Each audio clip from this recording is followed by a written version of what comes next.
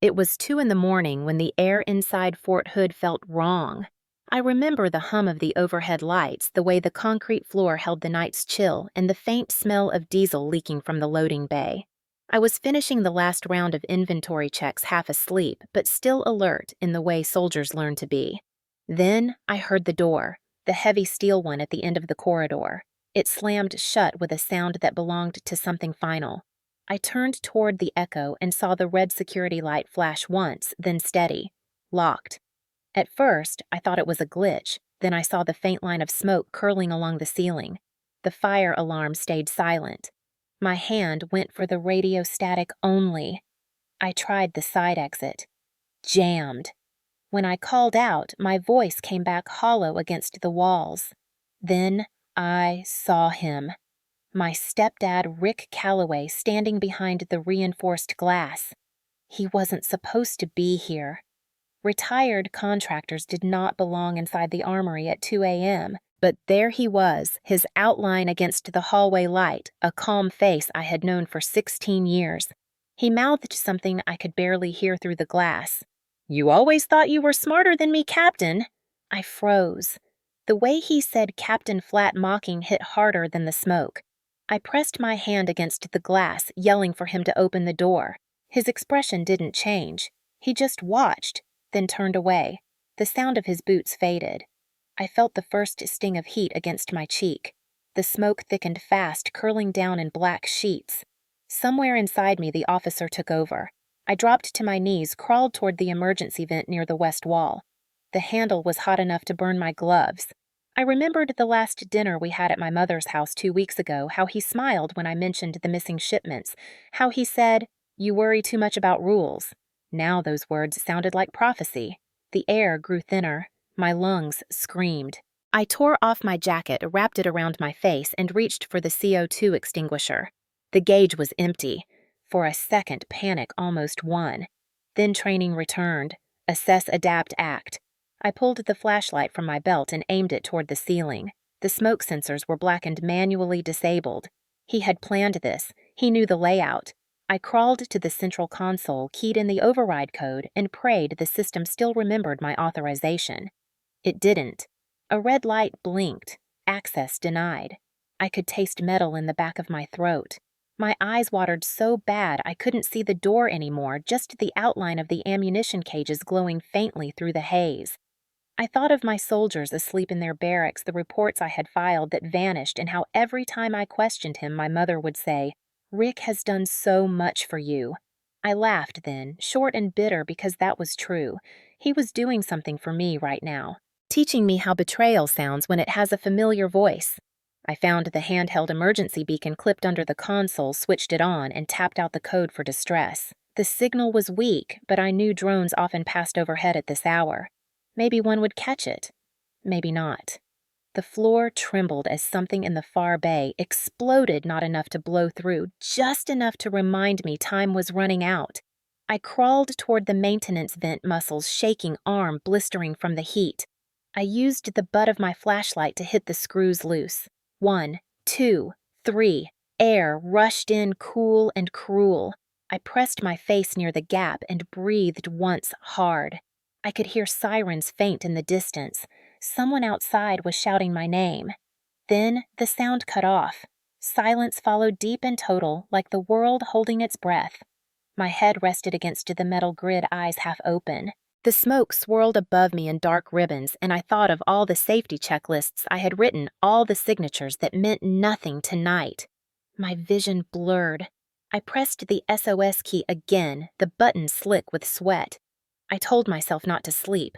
Not yet. Not here. I whispered into the static of my radio, knowing no one could hear me.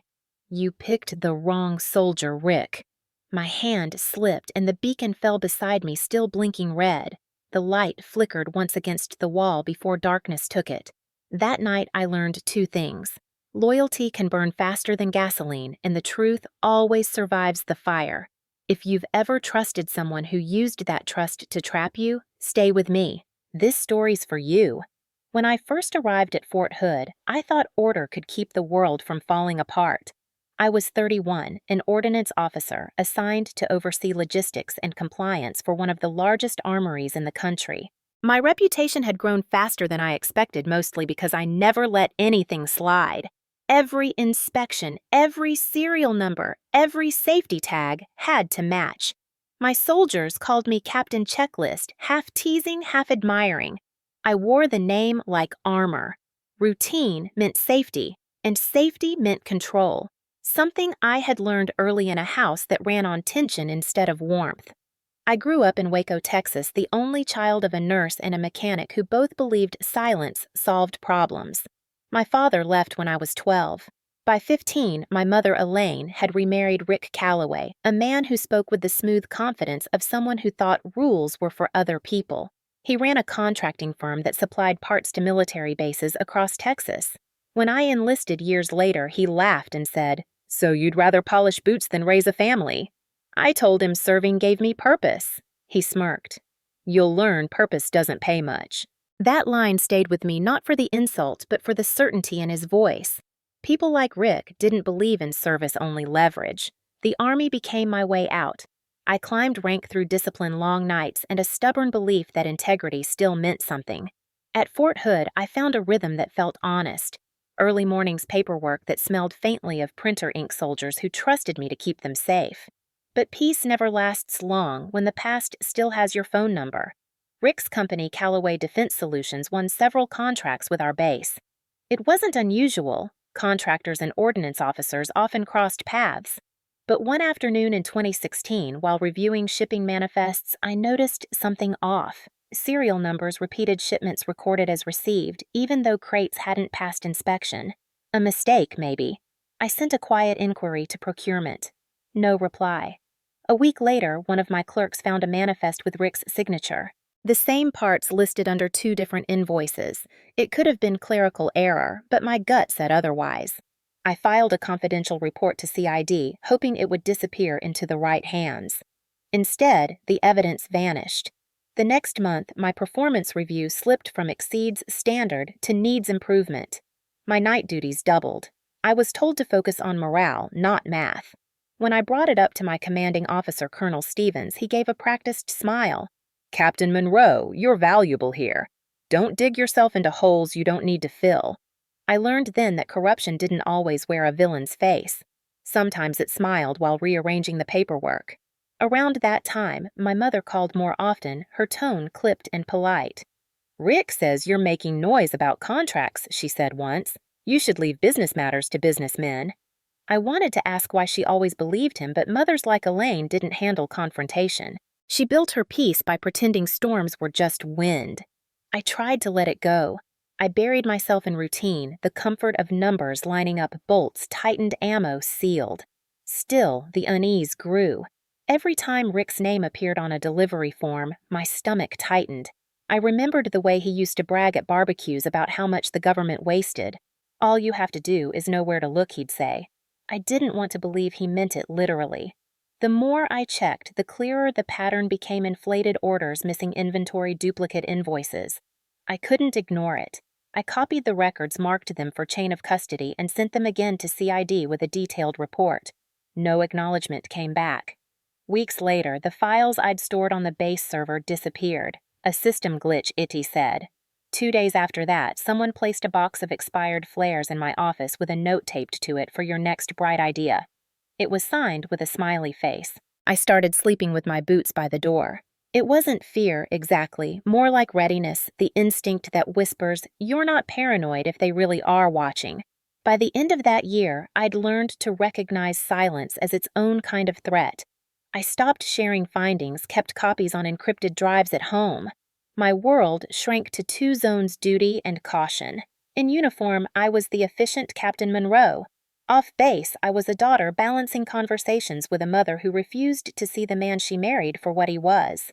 I remember one evening in late 2017 sitting across from Rick at their kitchen table in Waco. He was cutting a steak, smiling. "You always did like rules, didn't you, Avery?" he said. "They make people predictable." I didn't answer. He leaned closer, lowering his voice. "Predictability is how I stay ahead." He raised his glass. "To the system that never checks its own." I drove back to base that night in silence, headlights slicing through fog, wondering how many people like him existed in the shadows of uniforms and flags. I told myself I joined to serve, not to investigate. But sometimes service demands you look where others won't. The closer I looked, the clearer it became that my stepfather wasn't just bending rules, he was selling them. By 2018, the tension between us had shifted from subtle to sharp. He'd visit the base under contract pretenses, shaking hands with officers who didn't know what lay beneath the smiles. I stayed professional, collected data quietly, and waited for CID to act. They never did. The only response I received came from an anonymous email. "Stop digging! You won't like what you find." I deleted it but kept a screenshot. That same week, my reassignment request was denied. I was told the base needed my expertise.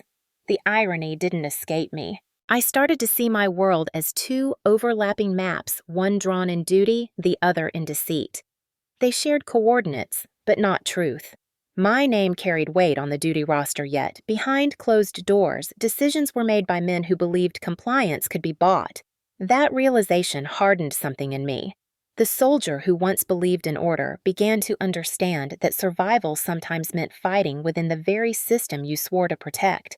Looking back, I can see how the lines were forming, how the distance between family loyalty and professional integrity was narrowing into a corridor I would soon have to crawl through, literally. But at the time, I thought I could still balance both worlds. I thought truth could stay quiet until someone asked for it. I was wrong. What I didn't know was that Rick had already decided how to silence the question. Thanksgiving of 2018 in Waco was colder than usual. The kind of chill that crept through old windows and into family conversations. My mother loved hosting holidays even when it exhausted her. She said it made the house feel alive again. That year, she let Rick handle everything menu guest list seating. I arrived in uniform fresh from a 12-hour shift, thinking it might bridge the distance that had been growing between us. The driveway was packed with cars I didn't recognize. Inside, the smell of turkey mixed with bourbon and cologne. Rick had invited half the neighborhood and a few of his business friends from the contracting world. When I walked in, the chatter dimmed for half a second. Someone clapped me on the shoulder. "Captain Monroe in the flesh," a man joked. "Bet she inspects her own silverware." Laughter followed. Rick, standing at the bar, grinned. "Even with a uniform, she's still just a girl with a clipboard," he said. "I heard it the way you hear a slap you can't dodge." My mother laughed, quick and nervous. "Rick?" she whispered, "not tonight." He waved her off. "Just a joke." I smiled tight and took my seat. The conversation moved on, but the heat on my face didn't fade. Every question they asked was about logistics or rules, never about me. When I tried to steer the talk toward anything else, deployment stories, the base community, they nodded politely, then shifted back to business. Rick liked to be the loudest voice in any room. He'd raise a glass and tell stories about saving the Army money by streamlining supply chains, never mentioning how those savings found their way into his personal accounts. My mother kept refilling his drink, pretending not to notice when he interrupted her mid-sentence. I watched her, realizing the house had become an echo of the man she married. Halfway through dinner, he turned to me. "So, Avery, tell these fine people what happens when a shipment goes missing on your watch." His tone was light, but his eyes weren't. "We investigate," I said evenly. "Everything has a trail." He chuckled. "You hear that? She thinks the system actually works." More laughter. I set my fork down before it snapped in my hand. Later, while everyone was drinking coffee and pie, I slipped into the backyard for air. The November wind carried the sound of their voices through the open kitchen window, Rick bragging Elaine, deflecting guests laughing. I looked up at the stars and tried to remember the last time being home felt like belonging. I didn't hear him approach until his reflection appeared in the glass door. "You're making me look bad," he said softly. I turned. "By existing. By poking around things you don't understand." "Procurement," I asked. "You mean the contracts with double invoices?" His smile faltered for half a breath. Then he stepped closer, close enough for me to smell the whiskey on his breath. "Keep your nose out of my contracts. Paperwork can disappear. People can too."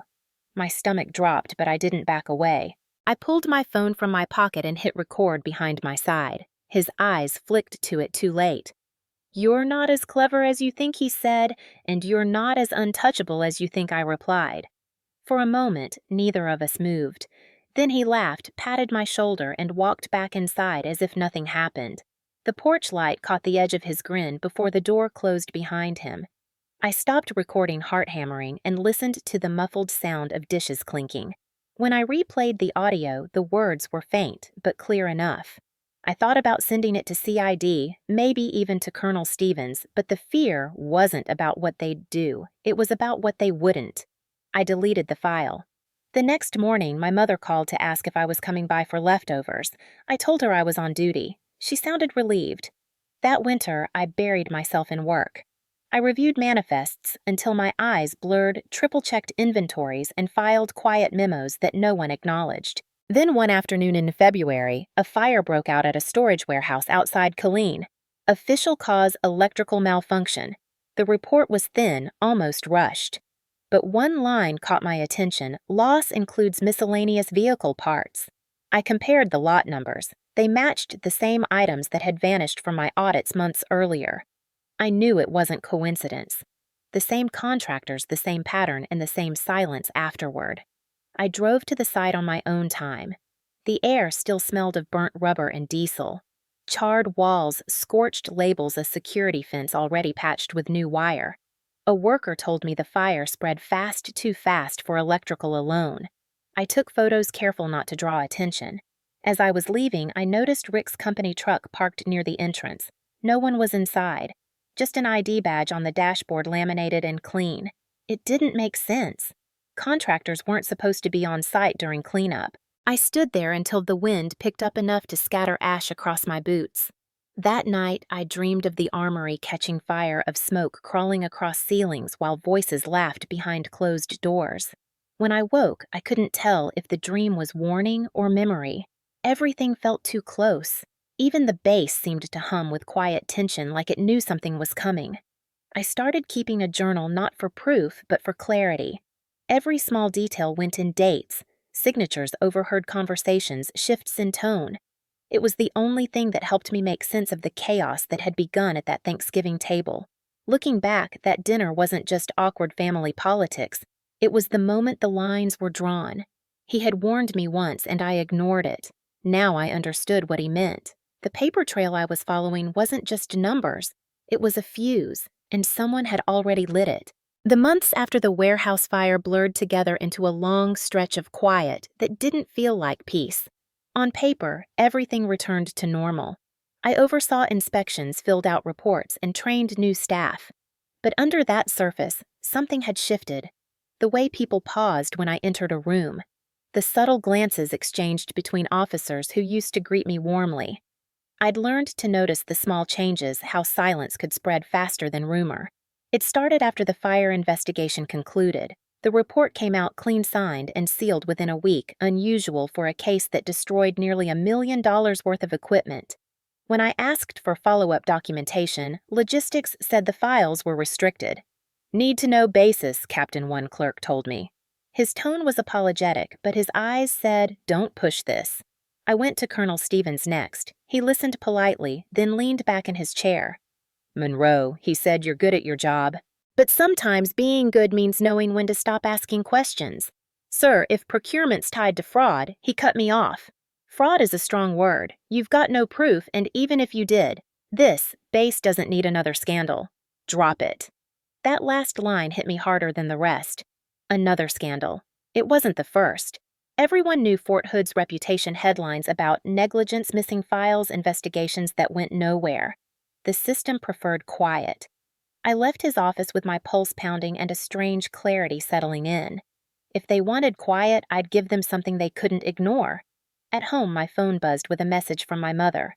"Rick's been under a lot of stress. Don't make things harder for him. No hello, no question about how I was." Just that. I didn't reply. That night, I replayed the dinner scene in my head, the laughter, the warning, the look in his eyes when he realized I wouldn't back down. Part of me still wanted to believe he wouldn't go that far, that beneath the arrogance there was still some line he wouldn't cross. But every day since the fire, that hope dimmed a little more. Then came the first real sign. A maintenance log appeared in my inbox unsigned. It listed serial numbers for replacement components delivered to the same Killeen facility weeks before the fire. I traced them identical to items already listed as received months earlier. Someone had cloned the orders. The signature block was blank except for a faint watermark Callaway Defense Solutions. It was sloppy but deliberate, like bait left in plain sight. I printed the file, slipped it into a folder, and locked it in my desk. The next morning it was gone. Not misplaced. Gone. The key still in my pocket, the drawer empty. My name was written in black marker on a sticky note left inside. Stop chasing ghosts. I should have gone to CID again, but the last time I did, they made me feel like a conspiracy theorist.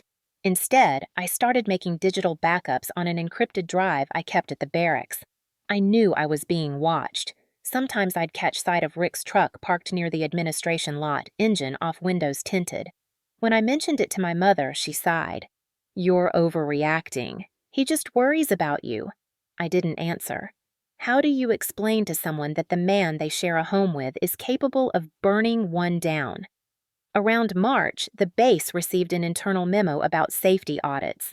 Every ordnance officer was required to certify inventory integrity for the previous year.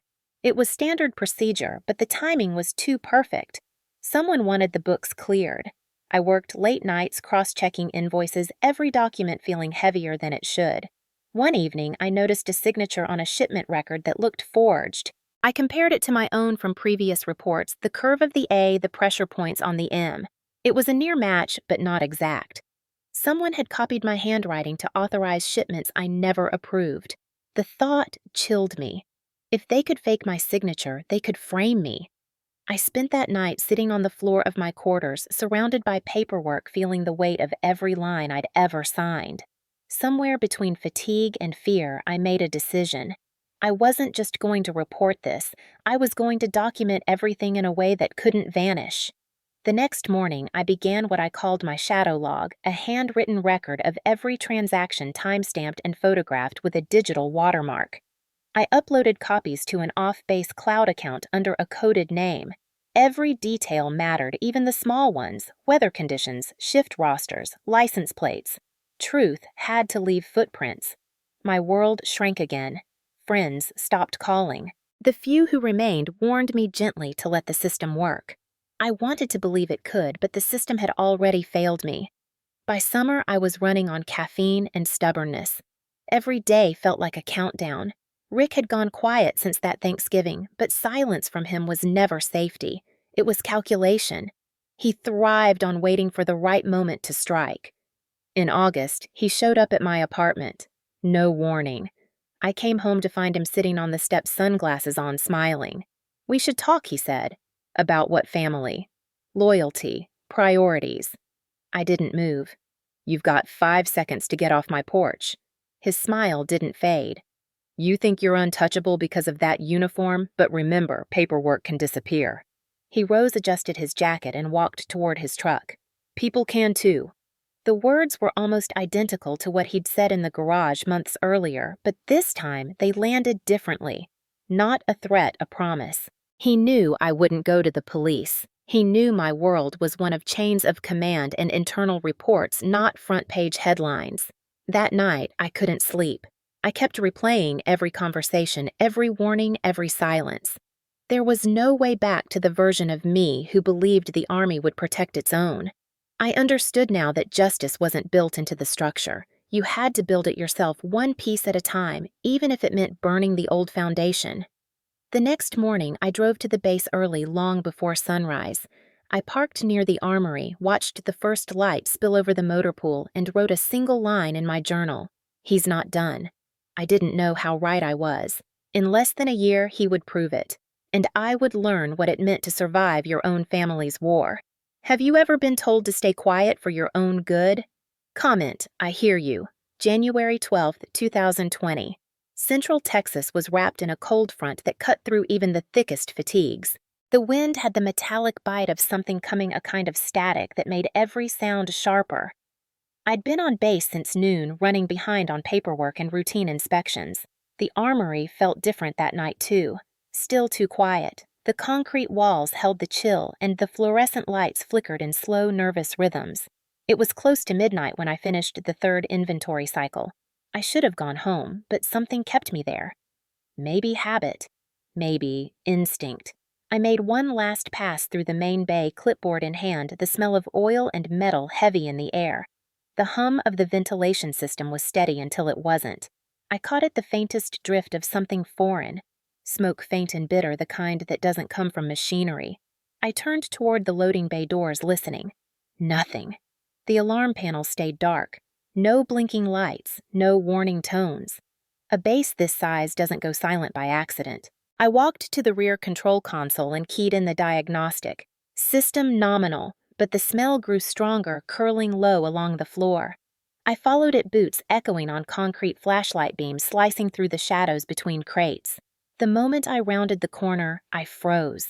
Outside the loading dock window, parked where no civilian should be, was Rick's truck. The silver Ford he always kept spotless, even when mud covered every other vehicle in the county. The restricted sign glared red in the truck's headlights, but the engine was running exhaust fogging in the cold air. My chest tightened. I reached for my radio. Base security, this is Captain Monroe at Armory 2. Unauthorized vehicle in restricted zone, plate TX static. I adjusted frequency. Static again. The comms were jammed. My breath fogged against the cold air leaking from the doorframe. That's when the first blast hit. It wasn't a full explosion, more like a muffled boom from the far end of the bay.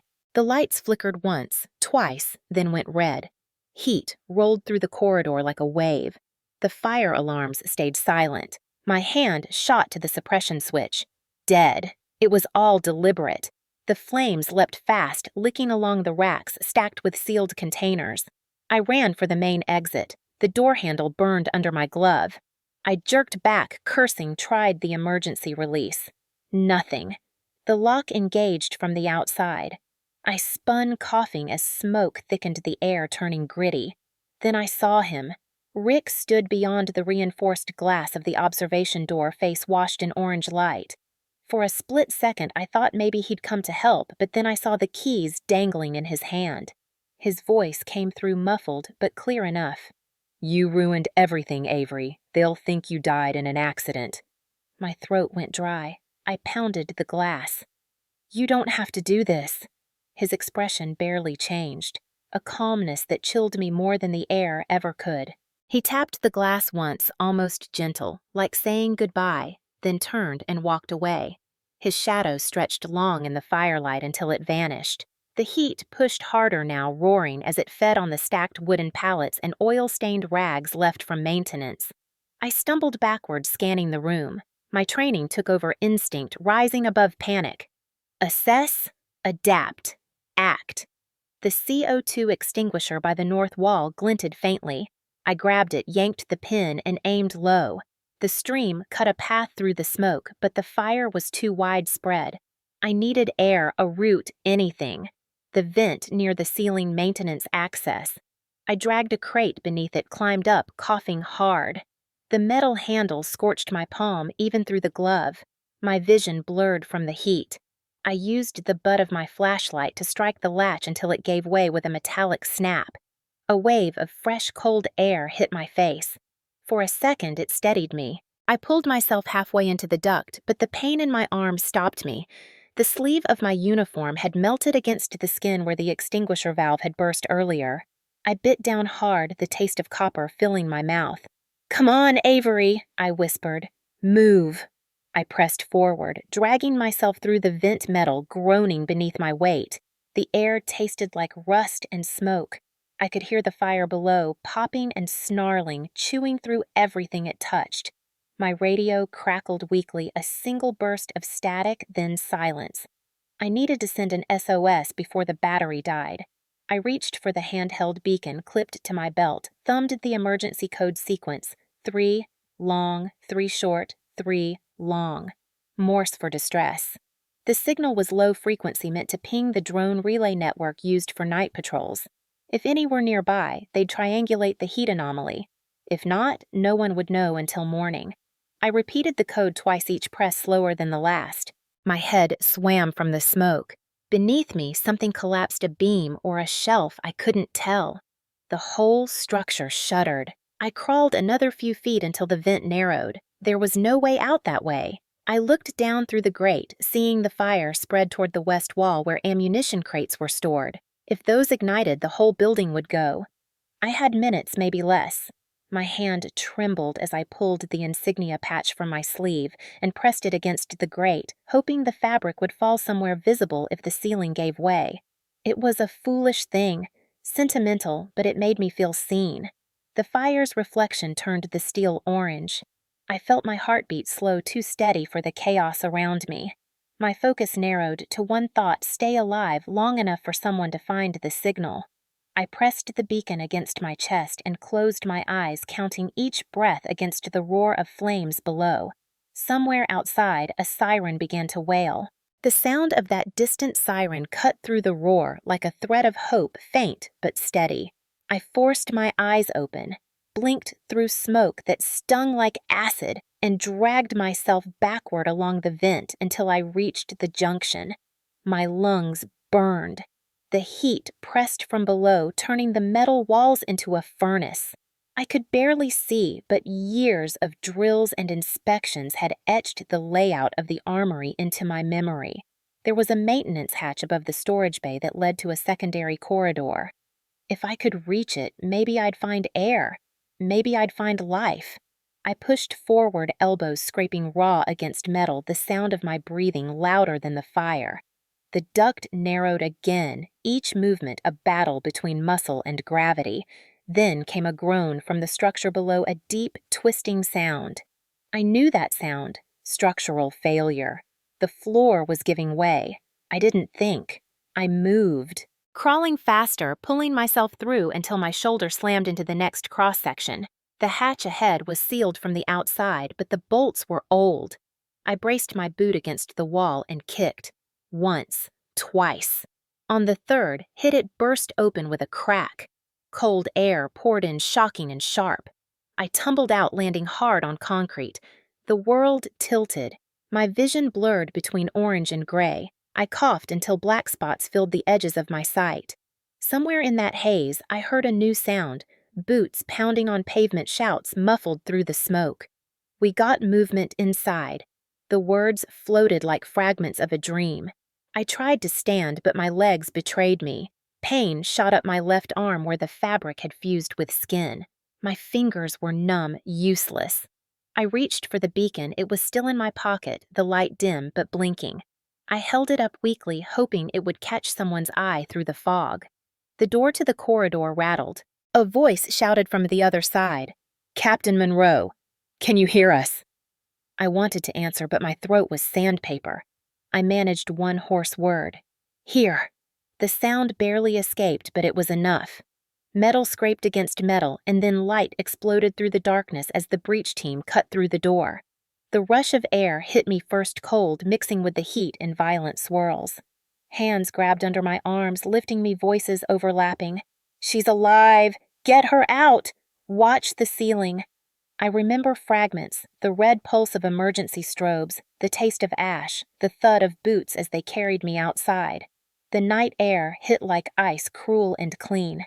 I blinked at the sky, saw stars above the smoke, and thought for one brief second that it was beautiful. Then everything tilted again. The ground moved. No, someone was running, carrying me. I caught the faint scent of diesel from the rescue truck and the distant crackle of the fire still eating through the armory. Someone pressed a mask over my face. Oxygen hissed. I inhaled greedily air so cold it hurt. The last thing I saw before slipping under was a figure being pulled from the shadows near the gate, a shape that looked too familiar. The silver Ford, the same truck. Rick's truck. My mind tried to form his name, but the darkness pulled faster. When I woke, there was no fire. Only a steady beeping sound, soft and rhythmic like a heart keeping count. White ceiling tiles, fluorescent light. A hospital room. My mouth was dry. My body felt wrapped in heatless weight. Bandages along my arm, IV lines running to a monitor. For a moment, I couldn't tell if I was alive or remembering. The air smelled of antiseptic and something faintly metallic. A voice came from somewhere nearby. "Captain Monroe, can you hear me?" A man in uniform stood beside the bed. His badge read CID, Criminal Investigation Division. Lieutenant Daniel Brooks, early 30s, clean-cut eyes, sharp but kind. "You're safe," he said, voice low. "You were pulled from the Armory fire about 4 hours ago. You're at Darnall Army Medical Center." My throat tightened. I tried to speak. "The base?" He nodded. "They contained it. No secondary explosions." "You're lucky, Captain. Few more minutes and—" He stopped himself. "Do you remember what happened?" The question landed heavy. My brain felt like it was wrapped in fog. Flashes came in pieces, the smoke the door locking his face. Rick's face. "It wasn't an accident," I whispered. "He was there." Daniel's expression didn't change, but his eyes flickered something between doubt and duty. "Who was there?" I swallowed hard. "Rick Calloway, civilian contractor. My stepfather." He wrote it down slowly, pen scraping across paper. "Ma'am, we found no one else inside when we arrived. The fire started near the generator line. Looks like electrical failure." "No," I said, the word breaking halfway. "The alarms were disabled. The locks he had keys." Daniel hesitated. "I'll note it. We'll run a full review."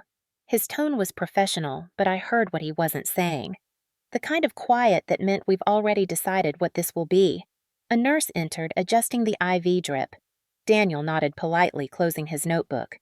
"Get some rest, Captain. I'll check in tomorrow." He left as quietly as he came. The room felt colder without him.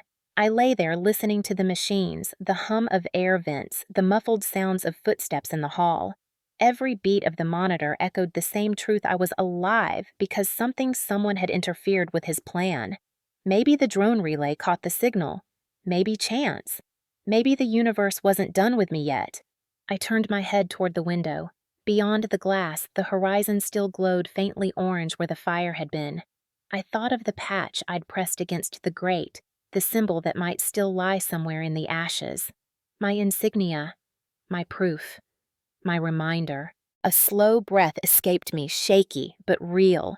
I didn't know then that the fire was only the beginning, that the hardest part wouldn't be surviving the flames, but proving they were lit on purpose.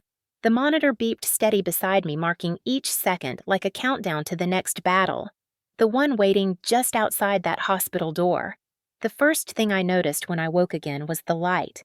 Not the white glare of hospital bulbs this time, but the soft amber hue of morning filtering through blinds. It cast long lines across the room, dividing it into neat sections: shadow light, shadow light. My mind tried to do the same with memory, sorting what was real from what had burned. The fire, the lock, his voice. I lay there listening to the machines breathing beside me, steady and indifferent. My left arm was wrapped from wrist to shoulder skin, tight beneath the gauze. Every movement sent a dull ache rippling through my body, but it was a pain I could understand. Pain meant survival. The door opened with a soft click, and Lieutenant Daniel Brooks stepped inside. His uniform was crisp, his expression composed in that CID way, professional empathy, with just enough distance to keep you from reading too much into it. "Captain Monroe," he said, stopping at the foot of the bed. "How are you feeling today?" I tried to smile. "Like I lost a fight to a furnace." He nodded, jotting something on his pad. "Good humor. That's a positive sign." He moved closer, flipping through notes. "The investigation is ongoing. Preliminary findings point to an electrical fault. Old wiring near the generator line." I closed my eyes for a second, the words landing with the weight of déjà vu. "That's not what happened," I said quietly. "I saw him there. Rick Calloway. He locked the door."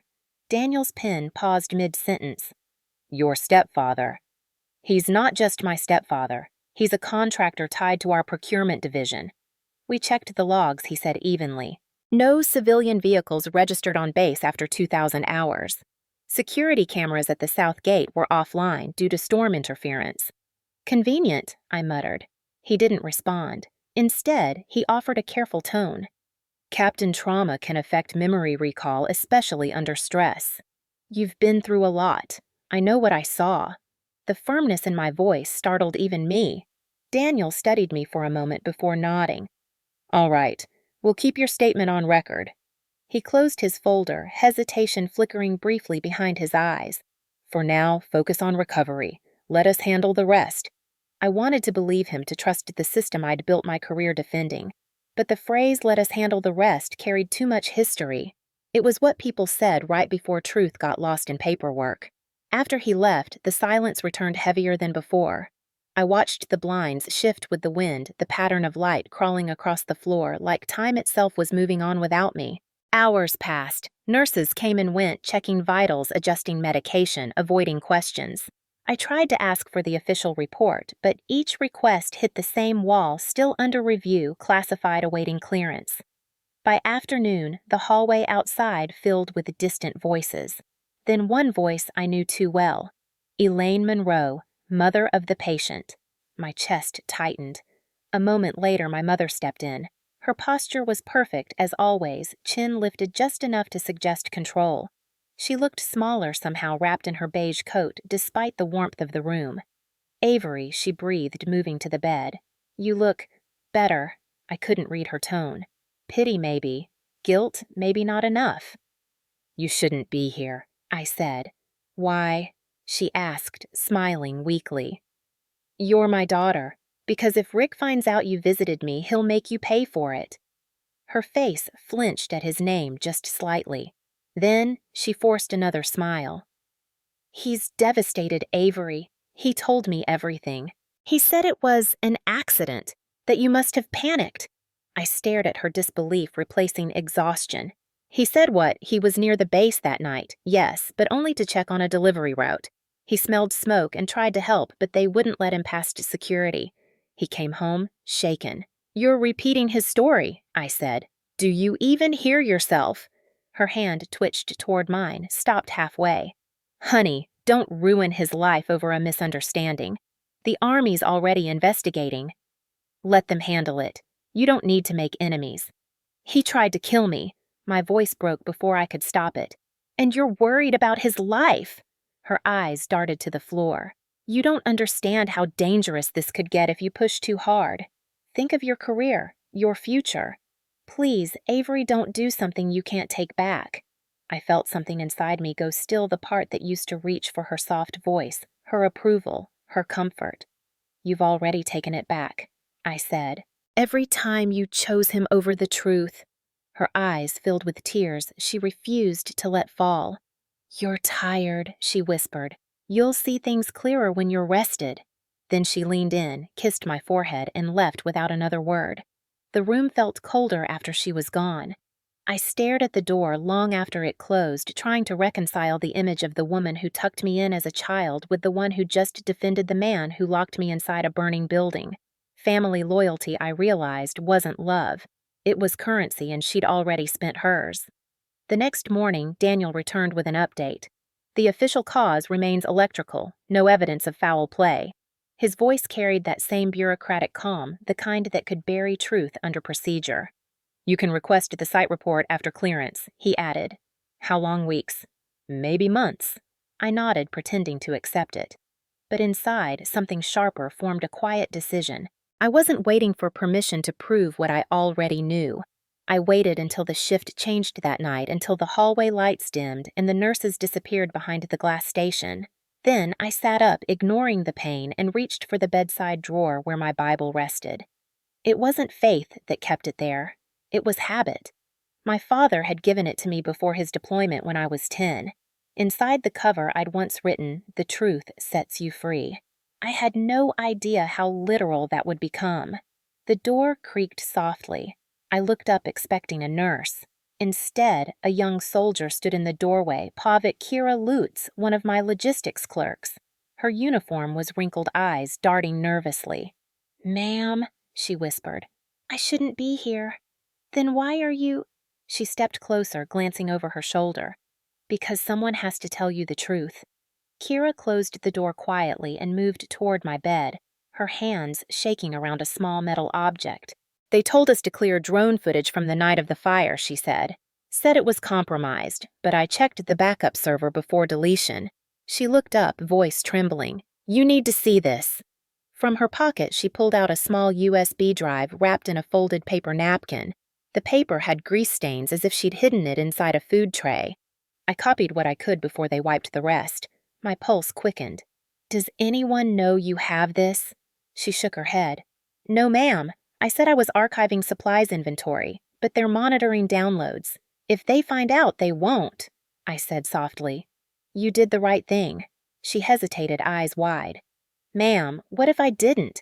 What if this gets both of us in trouble?" I studied her, barely 22 young, to already know how fear looked in uniform. Sometimes doing the right thing looks exactly like trouble. She swallowed, then nodded once.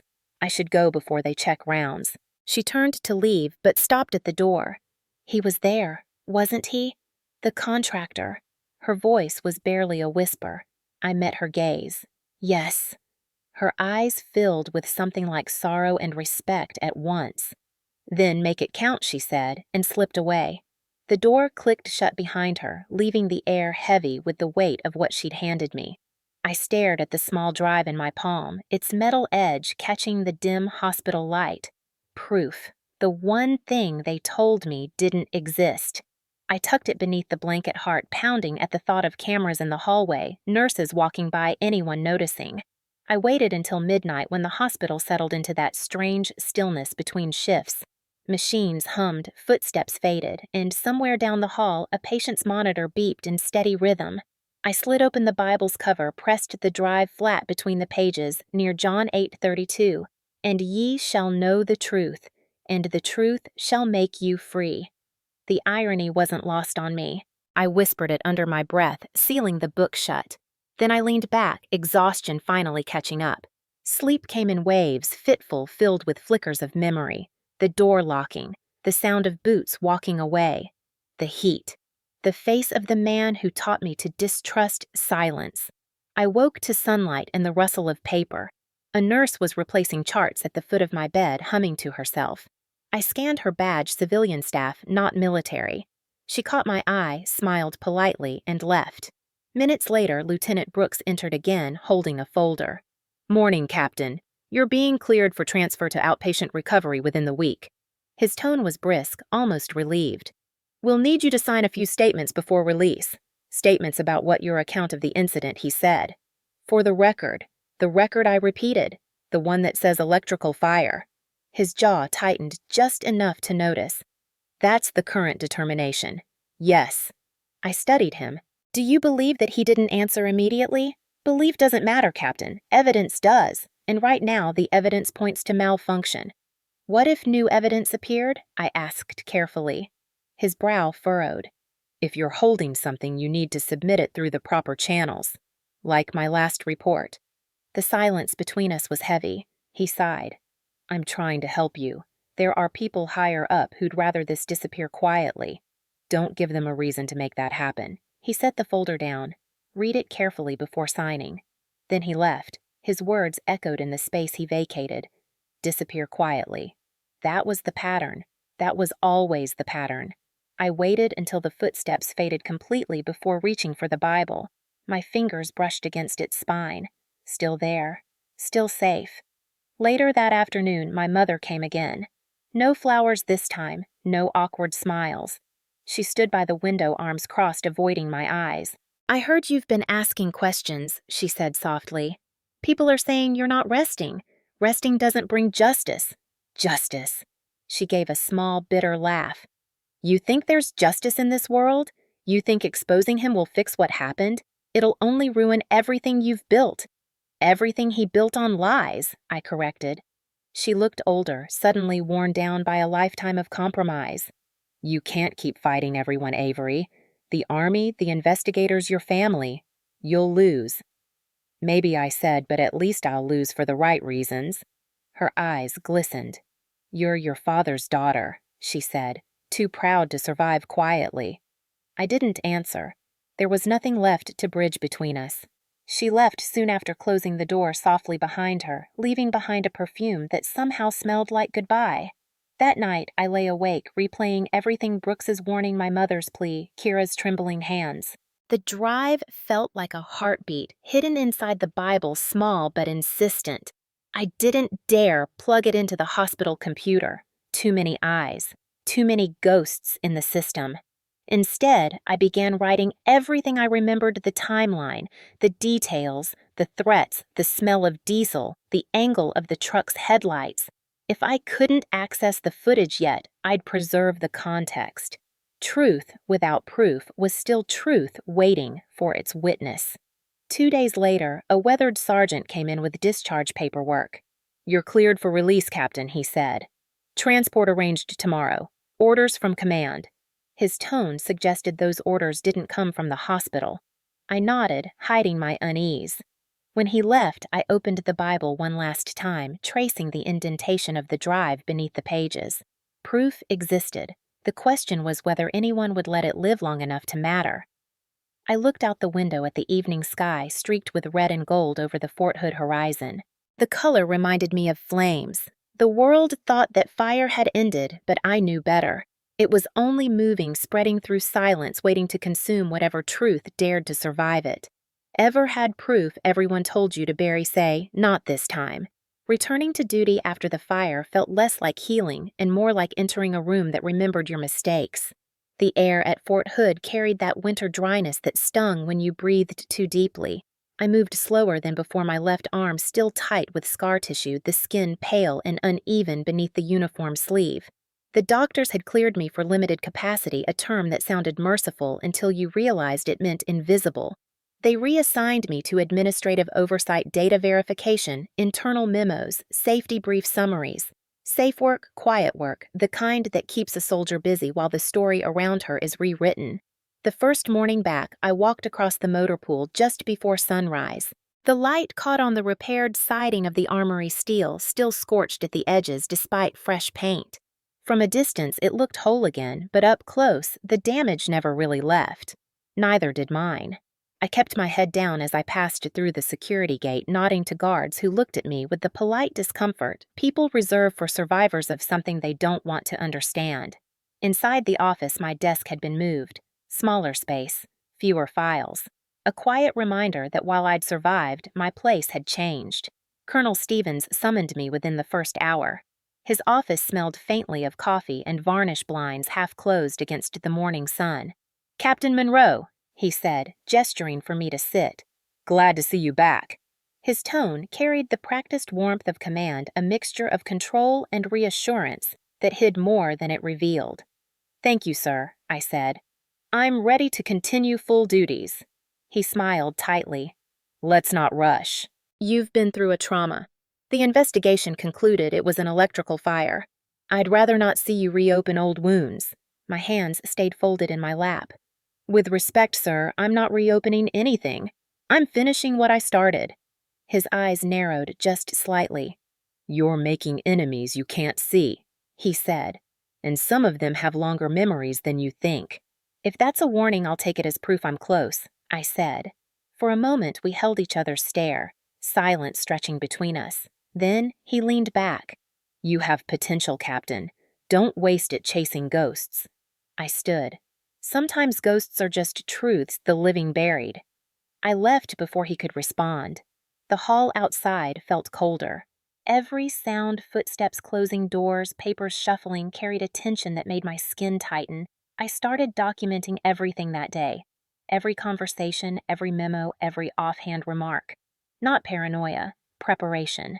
I learned from the fire that truth burns fast unless it's contained. My nights filled with noise that didn't exist. The echo of alarms that hadn't sounded, the click of locks that never opened. Sleep became a negotiation between exhaustion and fear. When I did dream, it was always the same smoke rolling through corridors, my mother's voice echoing from somewhere I couldn't reach.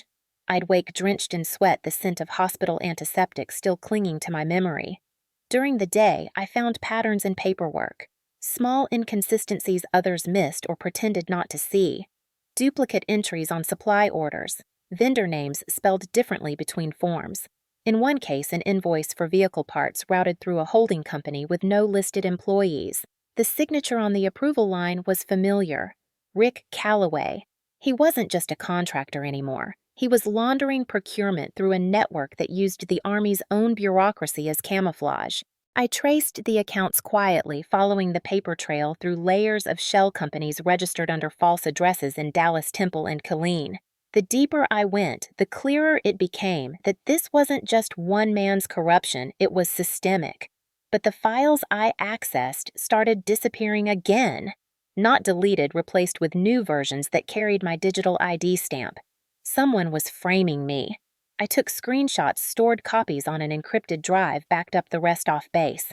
I labeled the folder Gray Smoke. It wasn't evidence yet. It was insurance. One evening, after another long day of empty greetings and wary glances, I found myself sitting in the parking lot long after everyone else had gone home. The dashboard clock blinked 2,200 hours. I hadn't moved. My hands trembled slightly, the tremor that came whenever I thought too long about the fire. I dialed the number the medical officer had given me weeks ago. Dr. Harris's office, a voice answered. "This is Captain Monroe," I said. "I'd like to schedule a session." The next day, I sat across from Dr. Michelle Harris in a small sunlit room that smelled faintly of mint and paper. She wasn't military, though the framed photos on her shelf showed years working with veterans. "You've been through something extraordinary," she said, "and now you're trying to return to normal." I laughed softly. Normal doesn't feel like a place I can go back to. "Then maybe you build a new one," she said. "Start with what you can control." "That's what I'm trying to do," I said, documenting, tracking patterns. "Good," she nodded. "Just remember, documentation is about clarity, not revenge." I hesitated. What if clarity leads to something that looks like revenge? She smiled, not unkindly. "Then make sure your motives are clean. Right to understand, not to destroy. The truth can defend itself if you let it." Her words stayed with me longer than I expected. That night, I opened my laptop and renamed the encrypted file. Operation Gray Smoke. The goal wasn't to expose yet, it was to build a record that couldn't vanish like before. Every page, every invoice, every timestamp became part of a puzzle I refused to let them erase. The anger that once burned hot cooled into something sharper. A quiet defiance that hummed just beneath my skin. I wasn't fighting fire with fire anymore. I was learning to suffocate it with truth. Days bled into weeks, and Fort Hood began to feel like a stage where everyone played a part they didn't believe in. Meetings, briefings, reviews, it was all noise designed to drown out the questions no one wanted asked. I kept my answers short, my tone neutral, my eyes open. They thought my silence meant surrender. It didn't. It meant study. Each morning, I arrived before dawn, reviewed manifests, and updated the files for Operation Gray Smoke. The drive was encrypted with 3 layers of security and stored inside the lining of my field jacket. I started using analog backups, handwritten notes coded through abbreviations only I could interpret. Paper. Unlike people, didn't lie. Still, the isolation pressed in. Word had spread quietly that I was still obsessed. Invitations to after-hours gatherings stopped. Conversations ended when I entered the room. Even the soldiers who used to look up to me now avoided eye contact, afraid my shadow might stain their careers. The loneliness wasn't new, but it had weight now. Some nights I'd catch my reflection in the Armory's glass doors and barely recognize the woman staring back. Eyes, sharper patience, thinner, faith, smaller. Yet, under it all, a strange calm had taken root. Clarity brings that sometimes. Once you know the truth, fear loses half its power.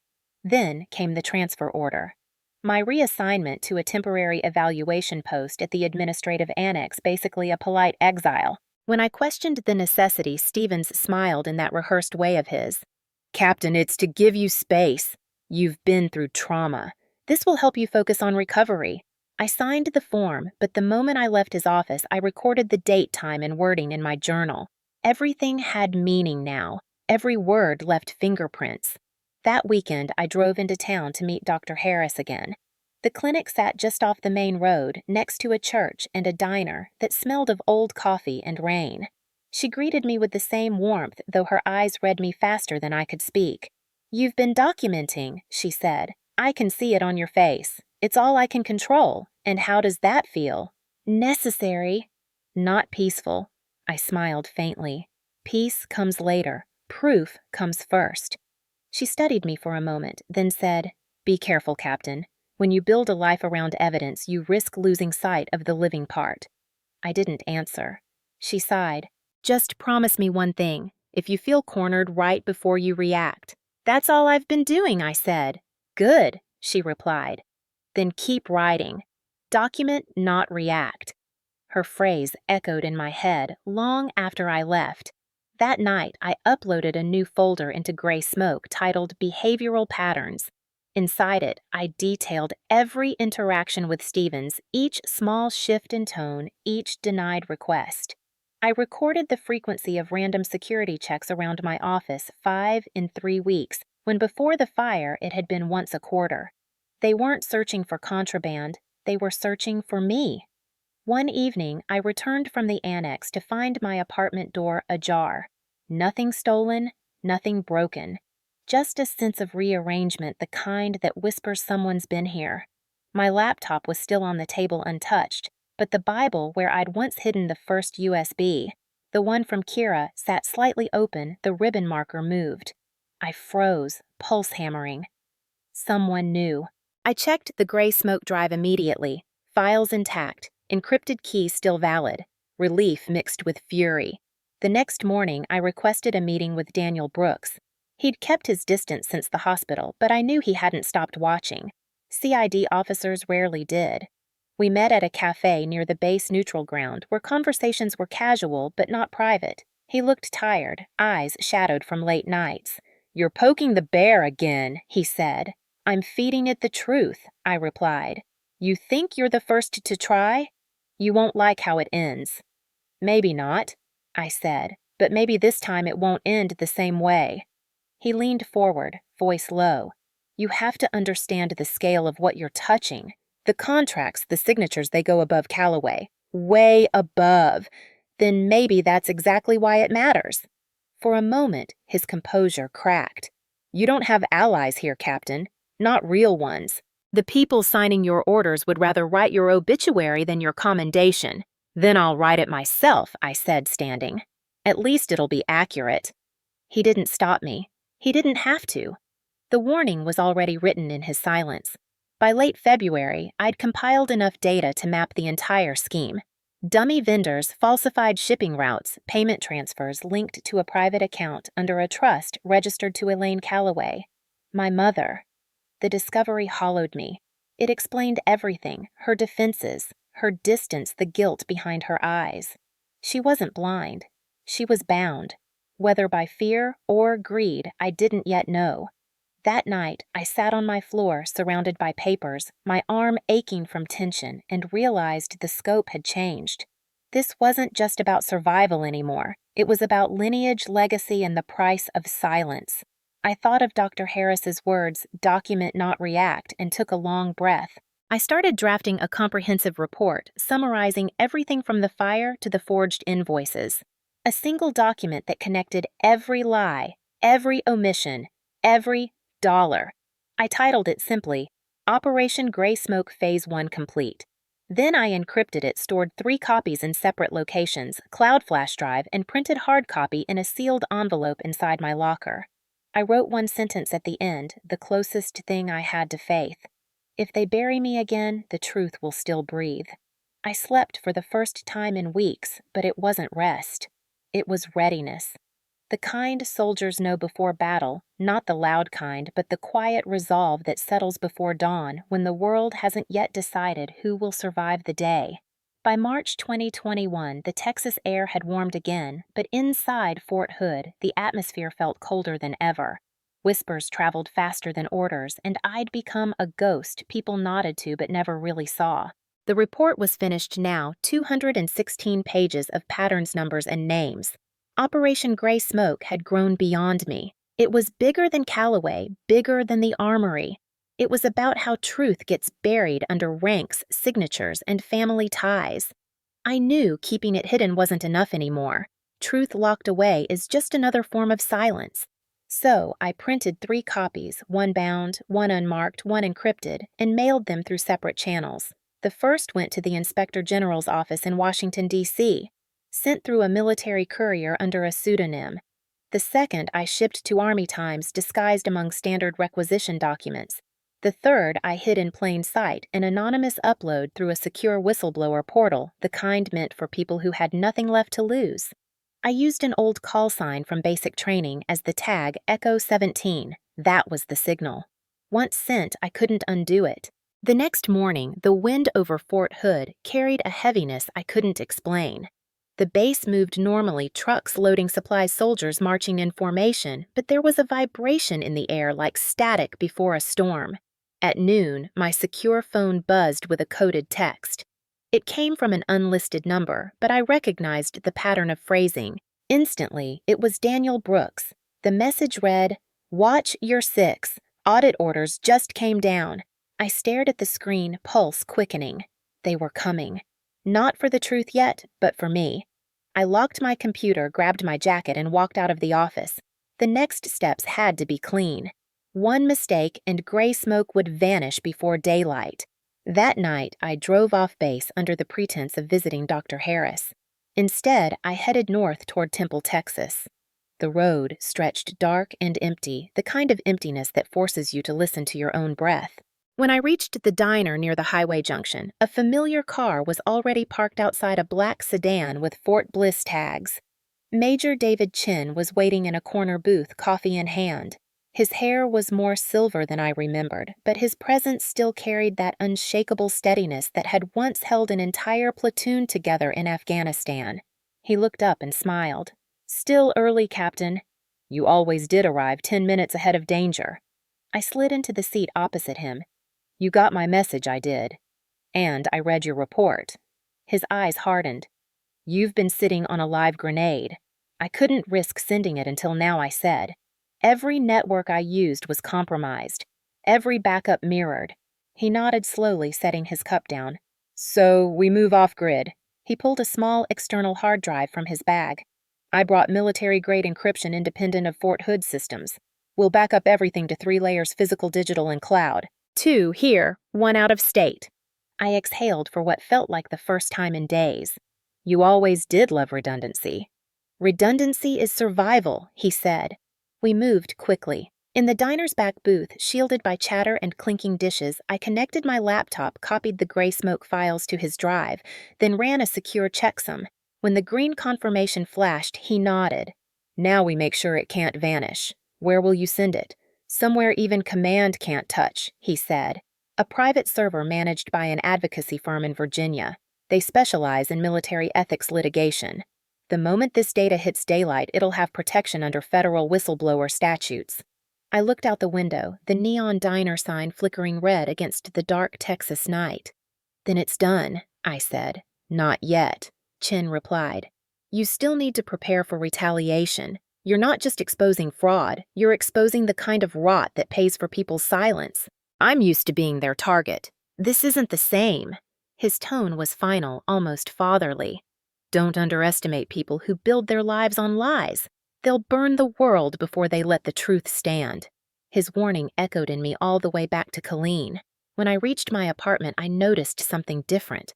The hallway light was on, though I'd turned it off that morning.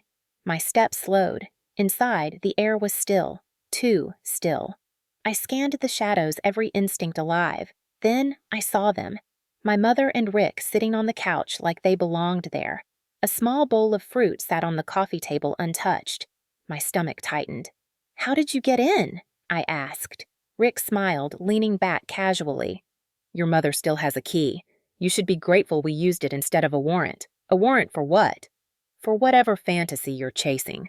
He stood, voice lowering. "You can still make this go away, Avery. Retract the accusations, delete whatever you think you found, and no one has to get hurt." Elaine's hands were clasped together, her eyes darting between us. "Please, sweetheart," she said softly. "He's just trying to help." "Help?" I asked, my voice steady. "He locked me in a burning building." Rick's expression didn't change. "Accidents happen. But keep this up, and you'll create a whole new kind." I stepped closer until the space between us was only a few feet. "You can still make this go away," he repeated, almost taunting. I tilted my head slightly, keeping my voice calm. "So can you?" I said, "but you won't like how I do it." His smirk faltered. For the first time, I saw something behind his arrogance fear. It flickered just long enough for me to know the balance had shifted. They left without another word. I locked the door behind them, every muscle trembling, then sat down on the floor beside it. The silence that followed wasn't empty, it was electric. It was the sound of truth preparing to detonate. I sat on the floor for a long time after they left, the hum of the refrigerator, the only sound in the apartment. The smell of Rick's cologne still lingered faintly in the air, cheap musk and engine oil, the scent of arrogance that refused to fade. My pulse was still racing, but my hands were steady now. That steadiness scared me more than the fear. It wasn't adrenaline, it was resolve. I stood, locked every door and window, and double-checked the secondary latch I'd installed after the hospital. The night air pressed against the glass like something watching, waiting. For the first time, I realized I was past the point of being afraid. They had broken into my home, threatened me, and still expected my silence. They underestimated what survival had made of me. I went to my desk and powered on my laptop. The cursor blinked like a heartbeat on the empty document. I opened the encrypted drive Major Chin had helped me set up and uploaded one final copy to the secure Virginia server. Then I opened a draft email addressed to Army Times Investigations. The subject line was simple: Fort Hood Ordnance Fraud Whistleblower, Evidence Enclosed. In the body, I typed only one sentence: Truth burns slower than fire, but it leaves deeper scars. Then I attached the summary PDF and hit send. The moment the confirmation appeared, a strange calm settled over me. It wasn't victory, it was inevitability. I closed the laptop, leaned back, and stared at the ceiling. I thought about the armory, the smoke, the heat, the door slamming shut. Every second of that night had been meant to erase me. But here I was, sending ghosts into the world instead. Around 2:00 a.m., my phone vibrated on the nightstand. Unknown number. I answered without thinking. Captain Monroe. The voice on the other end was low but familiar. You just made national enemies, Captain Daniel Brooks said. They're going to move fast. You need to be smarter. You sent the audit order, I replied. You knew it would lead to this. I knew you'd force their hand, he said. Listen to me. You have maybe 48 hours before they spin the narrative. Your CO's already been briefed. Let them spin, I said quietly. The evidence speaks louder. Not if they bury it under bureaucracy. It's too late for that. Copies exist. Chin backed them up off base. Silence stretched for a few seconds. You trust him with my life. Then trust me on this leave town for a few days. Go dark and look guilty. You don't understand. Guilt doesn't matter if the wrong people control the story. I exhaled slowly. You're asking me to disappear again. I'm asking you to survive long enough to watch them burn themselves. The line went dead before I could answer. I sat there holding the phone, listening to the faint echo of his last words. Outside, the first hints of dawn pushed through the blinds. Pale light spilled across my table, landing on the Bible where Kira's USB was still hidden. I ran my fingers over it, feeling the weight of every secret now beyond my control. By noon, Fort Hood was already buzzing. News broke that the Inspector General had received a whistleblower dossier implicating multiple contractors and senior officers in fraudulent procurement practices. The Army Times headline read, Fort Hood Audit Scandal Under Review. Anonymous source alleges fire cover-up. My inbox flooded with internal memos marked Urgent Confidential. Some called it speculation. Others called it treason. The faces in the corridors changed when they saw me. Some turned away, others stared longer than they should. I was no longer invisible. I was radioactive. Around 1700 hours, Colonel Stevens summoned me again. His office looked the same neat impersonal blinds half drawn, but his composure was cracked. What did you do? He demanded.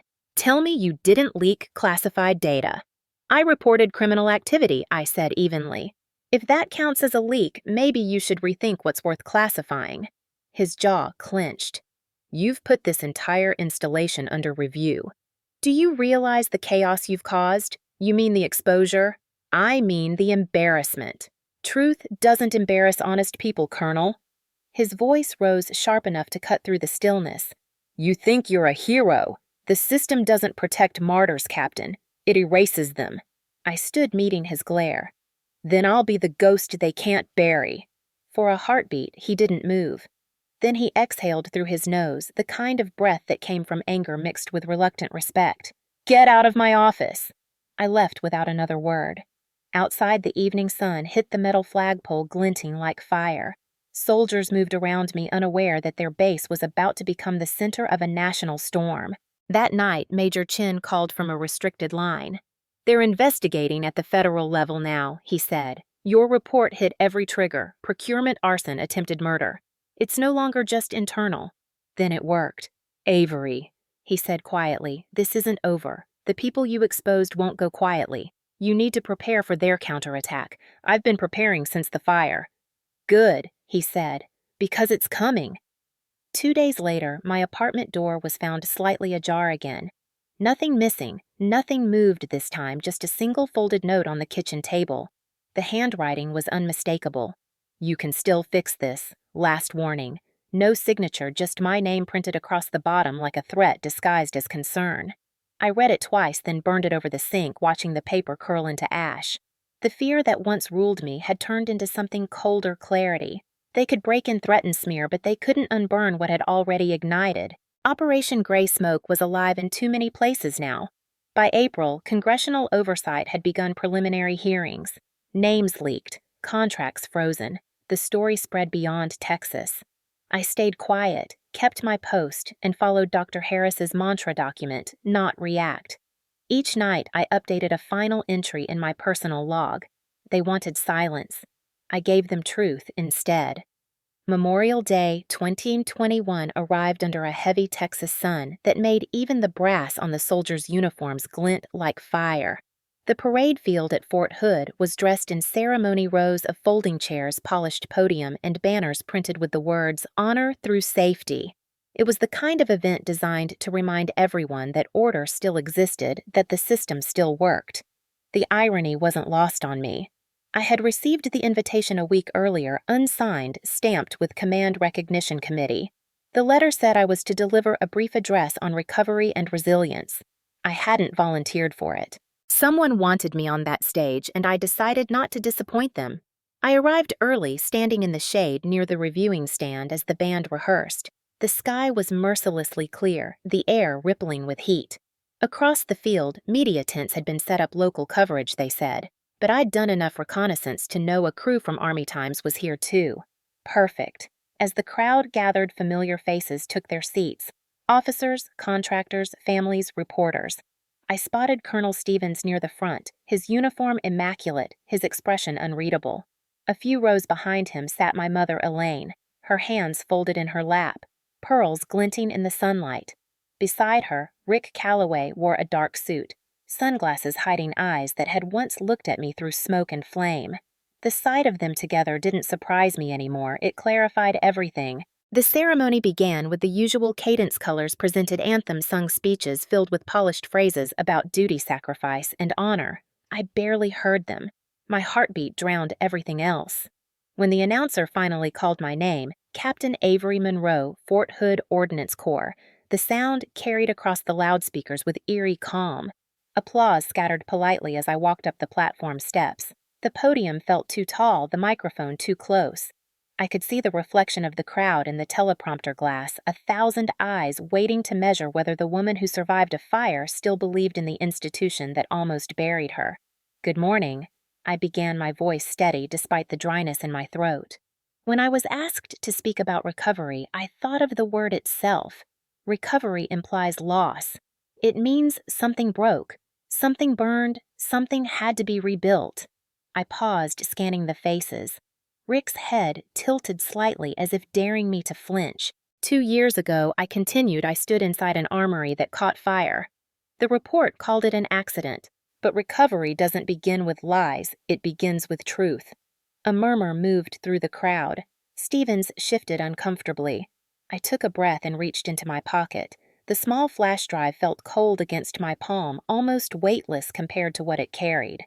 "This base," I said clearly, "lost $3.2 million worth of ordnance in what were described as accidents. But I'm here to show you what really happened."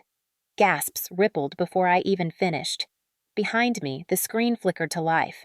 I'd arranged it quietly with the technical crew the night before, using the same coded request form the media team approved for every speaker. Only this time, the content wasn't a slideshow of medals or mission statements, it was the truth. The first frame appeared time-stamped drone footage from the night of January 12, 2020. The audience hushed. On the screen, the Armory burned bright against the night. Through the smoke, a truck's headlights gleamed. Zoom in Rick Calloway stepping out, checking the gate, walking toward the camera's field before vanishing into the glow. A man's voice echoed from the speakers, slightly distorted but unmistakable. "You ruined everything. They'll think you died in an accident." The crowd collectively inhaled the sound of disbelief sharp as metal. Elaine's hand flew to her mouth. Stevens stood abruptly, shouting toward the control booth, but the audio rolled on Rick's tone, calm, chilling, calculated. "No one will question it. The system loves an easy tragedy." The footage cut to documents, contracts, invoices, signature chains, all projected in real time. The evidence was undeniable: forged procurement orders, duplicate payments, shell companies linking back to Callaway Logistics and its subcontractors. Each page bore an Army seal, each transaction signed off under Stevens's authorization codes. Murmurs turned to outrage. Reporters stood, cameras flashing. Rick was already on his feet, face drained of color. "That's doctored," he shouted. "That's manipulation." But the words dissolved beneath the roar of truth, now too large to control. CID officers stationed along the perimeter moved quickly, conferring into radios. I stepped back from the podium, my breathing even. "I'm not here to embarrass anyone," I said. "I'm here to honor the soldiers who keep this place running with integrity, because honor without accountability is just ceremony." A reporter shouted, "Captain, are you confirming these are official records?" I met his gaze. Every single one. Cross-verified, time-stamped, and preserved off base. The chaos that followed felt like a dam breaking. Stevens barked orders, but no one moved. Rick pushed past Elaine, trying to leave, but two CID agents intercepted him near the aisle. "Mr. Calloway, one said you need to come with us." Rick's face twisted, the calm mask finally cracking. "You have no idea who you're dealing with," he yelled. "You think this base will survive the fallout?" "It will," I said softly from the stage. "Because it's finally clean." He turned toward me, rage boiling into something desperate. "You think you've won?" "No," I said. "I think I've stopped losing." The agents cuffed him as gasps spread through the audience. Elaine fainted against her chair, caught by a nurse nearby. The noise swelled shouts. Camera clicks, the low hum of whispers that come when the truth lands heavier than anyone expected. The sun was blinding now, but I didn't look away. I stood at attention as Rick was escorted across the field in handcuffs, his reflection flickering against the very banner that read "Honor Through Safety." It was almost poetic. The band that had prepared to play a closing march stood, frozen instruments limp in their hands. No one knew what to do next. That silence, half shock, half reverence, was the purest sound I'd ever heard.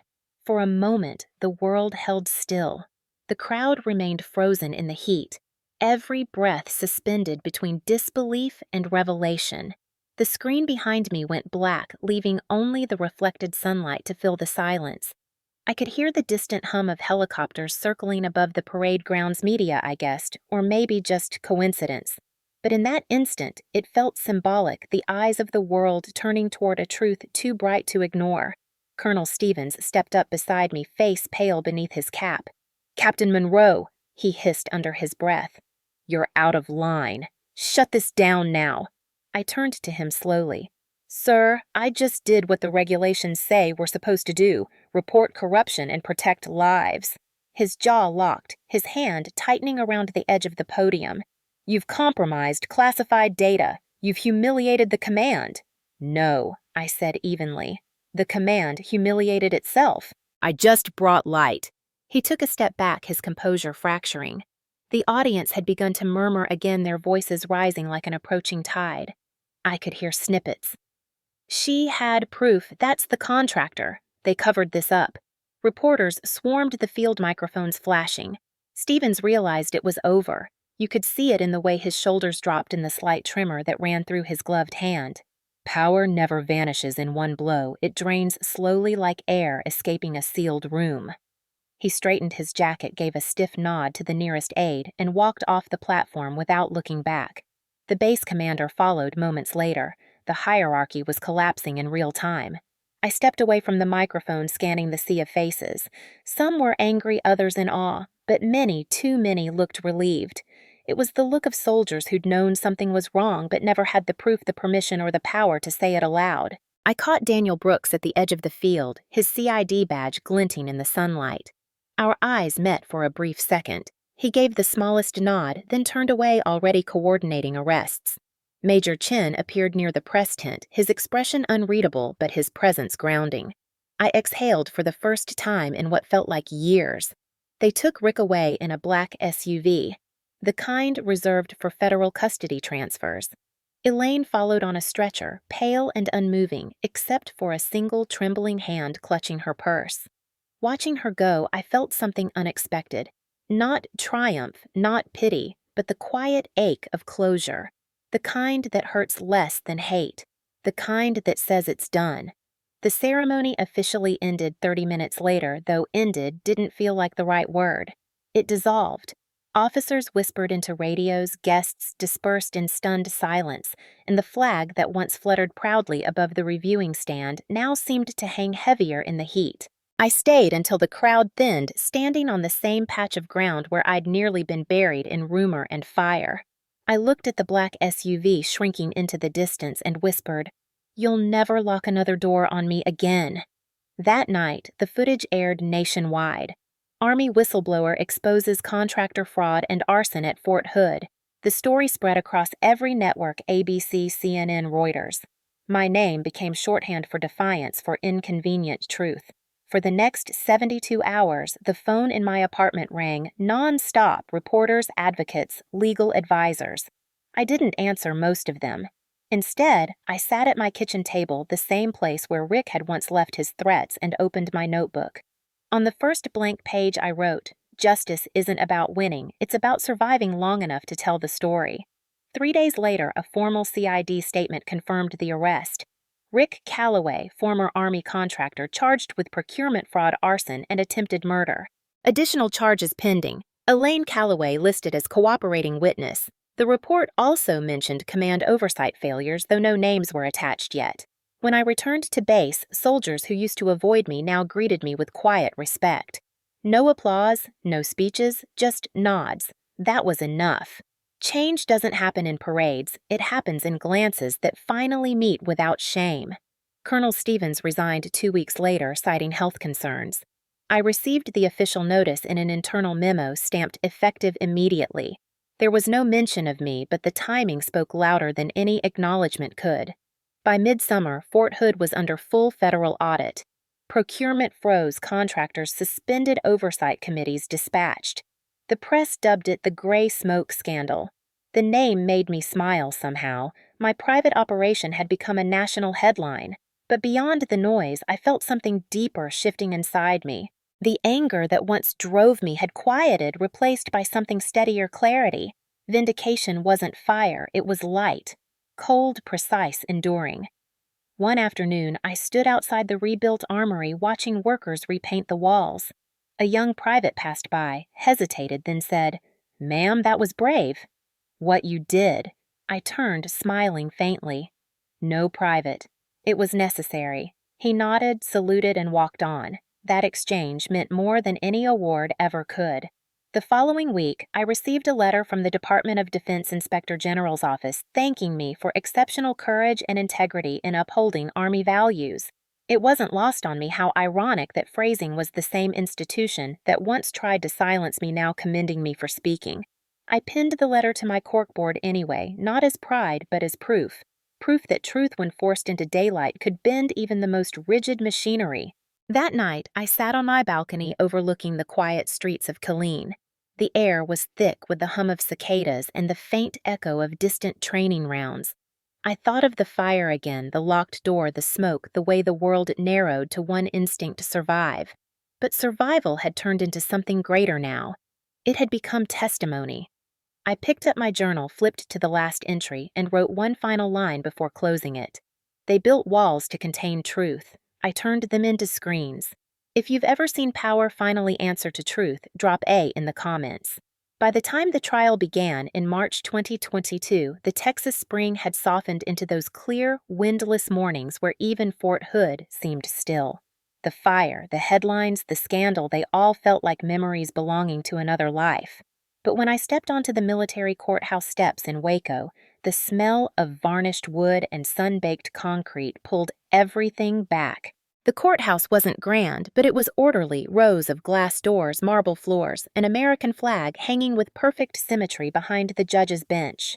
Reporters waited outside the perimeter fence, their microphones like bayonets aimed at whoever exited first. Inside, silence had its own command. Rick Calloway sat at the defense table in a dark suit, shoulders squared, jaw locked. Prison had thinned him, stripped away the swagger. His lawyer leaned close, whispering, but Rick's eyes didn't move. He stared straight ahead as if looking through the walls. Elaine sat behind him in the gallery, her hair pinned neatly, a small handkerchief clutched like a lifeline. When I entered, her gaze flicked toward me, hesitant, hollow. I nodded once, polite but distant. She tried to smile, but it broke before it began. The military prosecutor opened with precision. Your Honor. The defendant, Richard Calloway, stands charged with procurement fraud, arson, and attempted murder of a United States Army officer, Captain Avery Monroe. Evidence includes financial records, surveillance footage, and recorded audio already authenticated by federal investigators. Each word landed like a nail. Rick shifted in his seat, jaw tightening. The defense followed with what little they had. My client maintains that the fire was an unfortunate accident misrepresented by an emotionally compromised witness. They avoided my name as though saying it aloud might summon truth. The judge, Colonel Whitaker, a woman with the posture of command and the eyes of someone who'd seen too much to be impressed, lifted a hand. Counselor, she said evenly, this court recognizes the evidence has already been verified. Spare us theatrics. When it was my turn to testify, I walked to the stand without looking at Rick. The courtroom lights felt too bright, the air too still. I raised my right hand, swore the oath, and sat down. The prosecutor guided me gently at first, timeline, discovery, procedural facts. Then came the question that cut through the formality. Captain Monroe, do you believe the defendant intended to kill you? The courtroom seemed to stop breathing. I met the prosecutor's eyes, then turned toward Rick. Belief isn't necessary, I said quietly. Intent was in his words. I recited the line I'd heard through smoke and heat, the one that still woke me in dreams. You ruined everything. They'll think you died in an accident. The judge's pen froze mid-note. Elaine's hand went to her chest, trembling. The defense objected subjective interpretation, but Whitaker overruled. The witness may continue. I did. I described the fire, the locked door, the missing footage, the silence that followed. I spoke evenly, each word measured, stripped of emotion. I didn't want pity. I wanted accuracy. Truth once burned deserved clarity, not tears. When the prosecutor showed the drone footage again, this time within the walls of justice instead of under the sun, I didn't look at the screen. I already knew what it showed. I watched Rick instead. His hands clenched, the veins on his neck rising. The mask of control he'd worn for decades began to crack. When the audio played, his face turned pale, then red. At one point, Elaine stood abruptly whispering, "Rick, please stop," but he didn't. He stared at me, hatred mixing with something smaller, fear. The kind of fear men like him never admit exists. The kind that comes when power finally meets consequence. Cross-examination was short. The defense tried to paint me as vindictive, suggesting that I'd used the system for revenge. I met their questions calmly. Revenge implies hate, I said. What I did came from duty. There's a difference. Even the judge paused, as if the distinction carried weight beyond the case. When I stepped down, my legs felt heavy, but my mind was steady. As I passed Elaine, she whispered, "I'm sorry." Her voice cracked. I didn't stop walking. Some apologies come too late to land. 2 weeks later, closing arguments filled the courtroom. The prosecutor spoke of honor, of integrity, of the duty to protect those who protect the nation. The defense mumbled through damage control. When the judge finally read the verdict, the room was silent except for the faint whir of ceiling fans. On the charges of procurement fraud, guilty. On the charge of arson, guilty. On the charge of attempted murder, guilty. The words fell like steel bolts sealing a vault. Rick's face didn't move at first. Then his shoulders sagged, the last pretense of superiority evaporating. Elaine covered her face with both hands, sobbing quietly. Colonel Whitaker's tone softened slightly as she addressed me directly. Captain Monroe, this court commends your courage for upholding honor under fire, both literal and moral. She paused, then added, this institution needs officers who remember that integrity is not obedience. It was the highest compliment I'd ever received and the only one that mattered. The sentencing was brief. Rick received 20 years in federal prison without parole, his company dissolved, assets seized. The restitution order included full repayment of the defrauded contracts money that would rebuild the very base he'd tried to destroy. It was poetic justice, clean and complete. When the gavel fell, I closed my eyes. It didn't sound like victory. It sounded like release. When the courtroom emptied, I stayed seated watching the rows of benches clear one by one until the echo of footsteps faded. The silence felt different now, not oppressive but earned. The air still smelled faintly of dust and paper, but beneath it lingered something cleaner, sharper like rain after a long drought. Daniel Brooks appeared at the edge of the aisle, his CID badge glinting under the fluorescent lights. He approached quietly, holding a manila folder. You did it, he said. I gave a small nod. No, I said, my voice barely above a whisper. The system finally did what it was supposed to. He set the folder on the table in front of me. Official closure file, he said. You might want to keep a copy for your records. And for the record, Captain, you didn't just save a base. You saved its name. I looked at him, unsure how to respond. His expression was sincere, stripped of the cynicism that once defined it. Maybe he saw something in me that reminded him why he joined in the first place. Or maybe he just understood the cost of truth better than most. Thank you, I said. He smiled faintly. Just don't make a habit of turning military ceremonies into exposés. The corner of my mouth lifted. No promises. He laughed once softly, then turned and left his footsteps fading down the marble corridor. I sat there for a long moment, the folder unopened. Outside, the afternoon light poured through the high windows, gold and forgiving. When I finally rose, the courtroom door felt lighter to push open. The press had already gathered outside the gates. Microphones raised voices overlapping. Questions flew through the air. Captain Monroe, how does it feel to see justice served? Do you believe this will change military accountability? What comes next for you? I paused, letting the noise wash over me. Justice isn't about what it feels like. I said, it's about what it fixes. Then I walked past them, the flashes of cameras exploding like fireworks I didn't stop to admire. The drive back to Fort Hood was quiet, the road stretching wide under a pale blue sky. The base gates opened automatically as I approached the guards, saluting with crisp precision. This time, their respect wasn't procedural. It was personal. I parked near the rebuilt Armory, the same building that once nearly became my tomb. The new siding gleamed silver in the sunlight, the smell of fresh paint and hot steel filling the air. A plaque near the entrance caught my eye. It read, Reconstructed 2022, in memory of those who serve with honor. No names, no ranks, just the idea of integrity standing alone.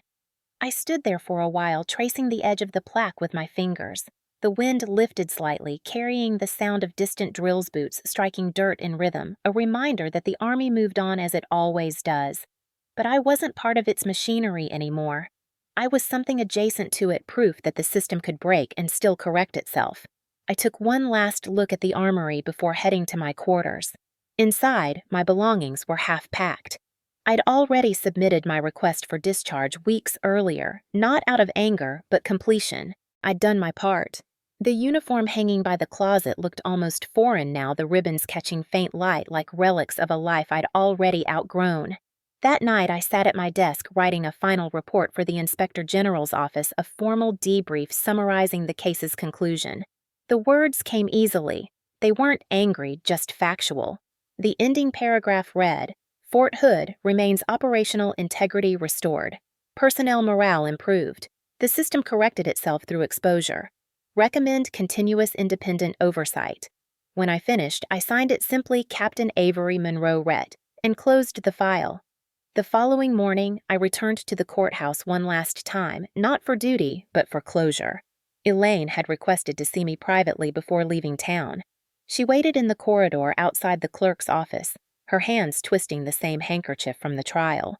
Her face looked smaller, fragile. "Avery," she said softly, "I don't expect forgiveness."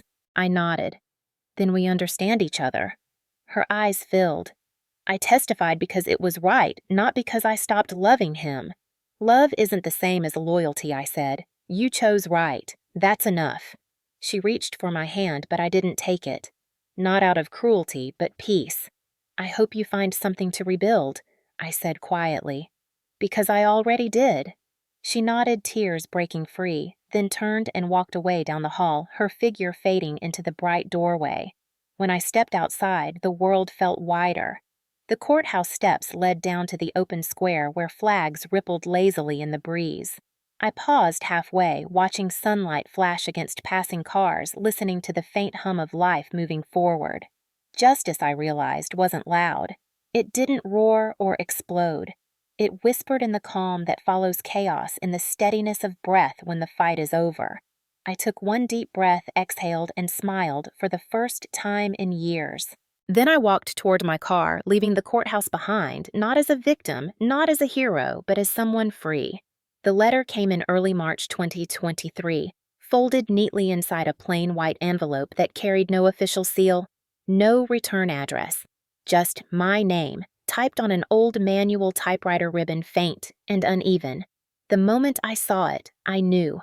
My hands hesitated over the paper as if it might burn. It had been nearly a year since the verdict, since the gavel fell, since I walked out of that courthouse believing the past had finally sealed itself behind concrete and time. But here it was again, like smoke slipping through a crack in the wall. I set the envelope on my kitchen table and stared at it for a long time before opening it. Inside, a single page, typed and centered, Avery. "They're cutting my benefits. The company's gone. The house is gone. Your mother barely visits. I have no one. You know what it's like to be abandoned by the system you served. Help me. Rick." No signature flourished this time, just the name flat and ordinary, as if written by a man still pretending to own power. I read it twice. The first time I felt nothing. The second I felt the faint tremor of something older memory. Maybe pity, maybe the ghost of obligation. Then I folded it again and set it aside. I made coffee, let it cool untouched, then went back to the letter. My mind cataloged every phrase like evidence. "They're cutting my benefits." Not, "I'm sorry." Not, "I was wrong." Just another man angry that Consequence finally remembered his name. I walked to the window. Outside, Fort Hood's skyline shimmered in the late winter light. Barracks towers, the training fields that had once felt endless. I hadn't worn the uniform in months, but the rhythm of it still lived in me, the instinct to assess, to plan, to move. I thought of all the things he'd taken trust, peace, belief, and family, and how he'd expected me to carry them forever. Maybe this letter was his final test. Would I still serve the man who built his kingdom on my silence? That night, I couldn't sleep. I lay awake, listening to the wind scrape against the window and the distant hum of convoys heading out for night training. The noise comforted me. It meant order still existed somewhere. But inside my head, Rick's voice returned the echo of his control, his certainty, the way he'd always known how to twist guilt into obedience. "You owe me. Your family. You don't betray blood." By morning, I knew what I had to do. I packed a small bag, filled the car with gas, and started driving west toward Gatesville Federal Correctional Institution. The road cut through wide-open Texas fields, sun low and sharp against the horizon. The further I drove, the quieter it became. Civilization thinned into stretches of highway lined with rusted fences and distant cattle, the kind of landscape that forces you to think about scale, how small people are compared to Consequence. 2 hours later, the prison appeared on the ridge like a scar against the sky. Long concrete walls, guard towers, perimeter fencing glittering under the sun. I pulled over on the shoulder just before the main gate engine, idling, hands gripping the wheel. For a moment, I considered turning around. No one knew I was coming. No one would ever know if I didn't stop. But some unfinished weight had followed me here. something that couldn't be silenced by distance or verdicts or time. The guard at the checkpoint approached my window. "Ma'am, visiting hours ended at 1300. You'll need to come back tomorrow." His tone was polite, procedural. "I'm not here for a visit," I said quietly. I reached into my jacket pocket and took out a folded piece of paper, the one I'd written early that morning before the sun rose. He looked at it puzzled. "Can you deliver this to inmate Calloway Richard Allen?" He hesitated, then nodded. "I can put it through internal mail." "Anything dangerous?" "Only the truth," I said. He gave a faint, confused smile, took the note, and walked back toward the gatehouse. I watched him disappear behind the concrete barrier. The paper felt weightless now, like I'd handed away something I'd carried for too long. I didn't ask for confirmation. I didn't need to. I knew what it said, 5 sentences no more, written in the same tone I'd use in a report. "You taught me what loyalty costs. I'm done paying." I sat there for a while, engine still running, listening to the low hum of the facility. Somewhere beyond those walls, Rick was alive, breathing air recycled through steel and regret. I wondered if he'd read my note in silence, or if he'd tear it up in anger, unable to understand that silence could also be an answer. Either way, it didn't matter. The message wasn't for him. It was for me. When I finally shifted the car into drive, the road ahead looked brighter than when I'd arrived. The fields rolled open again, the sunlight spreading wide across the land. I turned on the radio, an old country station playing a song about starting over. The words didn't matter. The melody did. It was the sound of freedom, quiet, imperfect, and wholly mine. The drive back from Gatesville felt longer, though the miles were the same. The sun was high now, carving bright lines across the dashboard, the horizon stretching wide and golden. I didn't turn on the air conditioning or the radio.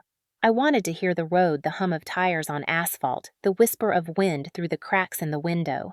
Silence had become my measure of peace, and this was the purest kind I'd known in years. Somewhere behind me, a man who once thought himself untouchable now lived by the rhythm of counted hours and locked doors. Somewhere in that same place, my note would sit folded, its weight far heavier than paper. I imagined him reading it again and again, trying to find guilt where there was only distance control, where there was only truth. That was the part he would never understand. He hadn't broken me. He'd trained me.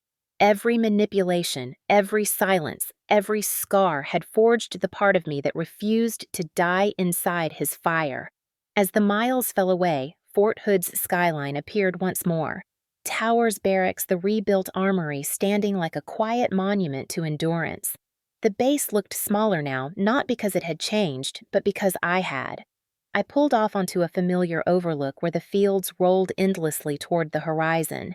For years, I'd avoided this spot. It reminded me of nights spent rehearsing who I was supposed to be. But now, it simply reminded me that I'd survived. I stepped out of the car, the wind lifting the edges of my jacket, carrying the faint smell of cedar and fuel.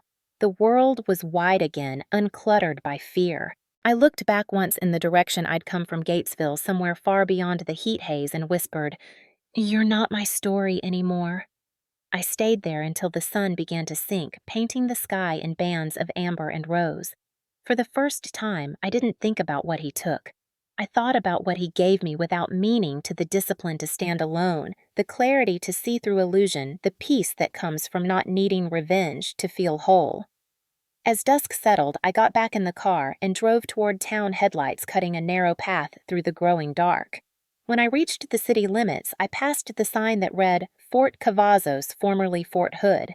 The renaming had gone through months earlier, a symbolic clean slate for a place once mired in scandal. I smiled faintly at the irony. They'd changed the name, but not the lesson. I parked near a small diner off Veterans Memorial Boulevard, the same one where Major Chin and I had met to back up the files years ago. Inside, nothing had changed. The same flickering neon, the same chipped counter, the same waitress with tired eyes and a kind smile. She recognized me immediately. "You're that captain from the papers," she said softly. "The one who burned the truth clean." I shook my head. It burned itself. She refilled my coffee without asking, sliding a slice of pecan pie across the counter. "On the house," she said, "for whatever comes next." I thanked her and ate in silence, the sweetness grounding me. Outside, a pair of soldiers in fatigues laughed as they crossed the street, their voices easy and unburdened. I envied their innocence, but not enough to wish for it back. When I finished, I left cash under the plate and stepped out into the night. The air had cooled. A breeze carried the sound of crickets and the distant hum of the base generators. I walked toward my car, paused and looked at the stars. They were sharp and endless, the kind that remind you how small and miraculous survival really is. I thought of my father, of his quiet strength, of the words he'd written inside the cover of that old Bible still sitting on my shelf. The truth sets you free. For years I'd misunderstood it. I thought freedom meant forgiveness. But standing there, I realized it meant something simpler. It meant release. Letting go of the weight someone else put on your shoulders and choosing not to carry it another mile. I drove home slow, windows down, letting the cool air fill the car. When I reached my apartment, I didn't turn on the lights. I sat in the dark, listening to the distant echo of the base siren marking 2100 hours. The world moved on, and for once, I was content to let it. I walked to my desk, pulled open the drawer, and took out the copy of Rick's letter. I read it one last time, then fed it into the small metal waste bin beneath my desk. The paper curled as it burned words, dissolving into smoke. I didn't look away. When the flame died, I whispered, "Debt settled." Then I closed the window, locked it, and finally slept without dreams.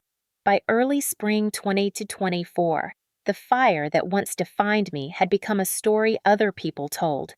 Fort Cavazos moved on, the Army restructured, and investigations that once consumed headlines now sat buried in archives under the label "resolved."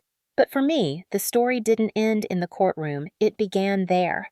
Justice was survival. Healing was everything after. I spent the first months after the verdict in silence, learning how to exist without war inside my chest. I woke early, ran miles through the open fields north of town, and relearned the rhythm of breath. At first, it was just about motion, one step, one inhale, one exhale. But motion became clarity, and clarity inevitably became purpose. Operation Open Eyes started in the smallest way possible, with a kitchen table, a laptop, and an idea scribbled on the back of an old notepad. If we don't protect those who speak truth, dies with the silent. It wasn't about revenge anymore. It was about building something that could outlive the pain. The first volunteer was a young supply sergeant from Virginia who had read my case file online. Then came 2 paralegals, one veteran journalist and a pro bono investigator from Austin. Within 6 months, we had official nonprofit status, a small grant, and more emails than we could handle. Each message carried a familiar tone, fear disguised as formality. Soldiers writing under pseudonyms, officers using encrypted accounts, civilians describing retaliation for accidental discoveries. Different names, same pattern. I recognized myself in every line. Some stories ended quietly. Others turned into national investigations. We didn't save everyone, but we made it harder for corruption to hide. That was enough. By autumn, Operation Open Eyes had built partnerships with advocacy groups in D.C., and someone in the Oversight Committee sent an informal invitation for me to testify before Congress.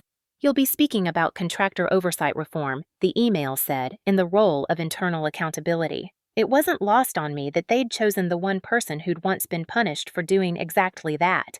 The hearing took place on a gray November morning. I wore a plain navy suit, hair tied back, no rank insignia, no medals.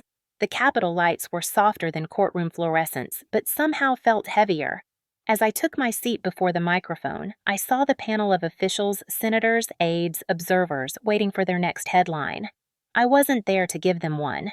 I was there to give them proof that reform wasn't theory, it was lived. When institutions value silence over truth, they create their own enemies. Not the kind that attack from outside, but the kind that rot from within. My words carried further than I expected. Cameras flashed. I ignored them. The night I nearly died, it wasn't a foreign enemy that tried to kill me.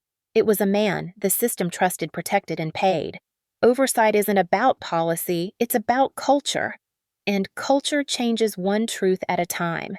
For the first time since the fire, I felt no fear in saying it aloud. When the session adjourned, one of the senators, a veteran himself, stood and shook my hand. Captain Monroe, he said, you did what most of us forgot how to do. You stayed honest. His voice trembled slightly. Don't stop. I left the building in silence, stepping into the cool DC air as the sky cleared above the Capitol dome. The city smelled like winter and change. Reporters called after me, but I didn't turn. I didn't need their microphones.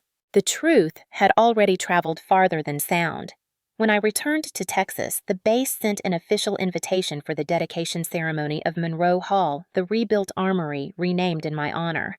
I almost didn't go, but something in me knew closure needed witness. On the morning of the ceremony, I woke before dawn, fed the small rescue dog I'd adopted months earlier a tan shepherd mix named Echo, and drove out along the same road I'd once taken in smoke and darkness. The sunrise painted the fields gold. Echo sat in the passenger seat, head out the window, ears catching wind. The new armory stood where the old one had burned, a sleek structure of tempered steel and glass sunlight reflecting off its surface like water. A plaque by the entrance read, Monroe Hall, dedicated to those who keep watch. No rank, no dates, just purpose. I stood there a long time, hand resting on the cool metal.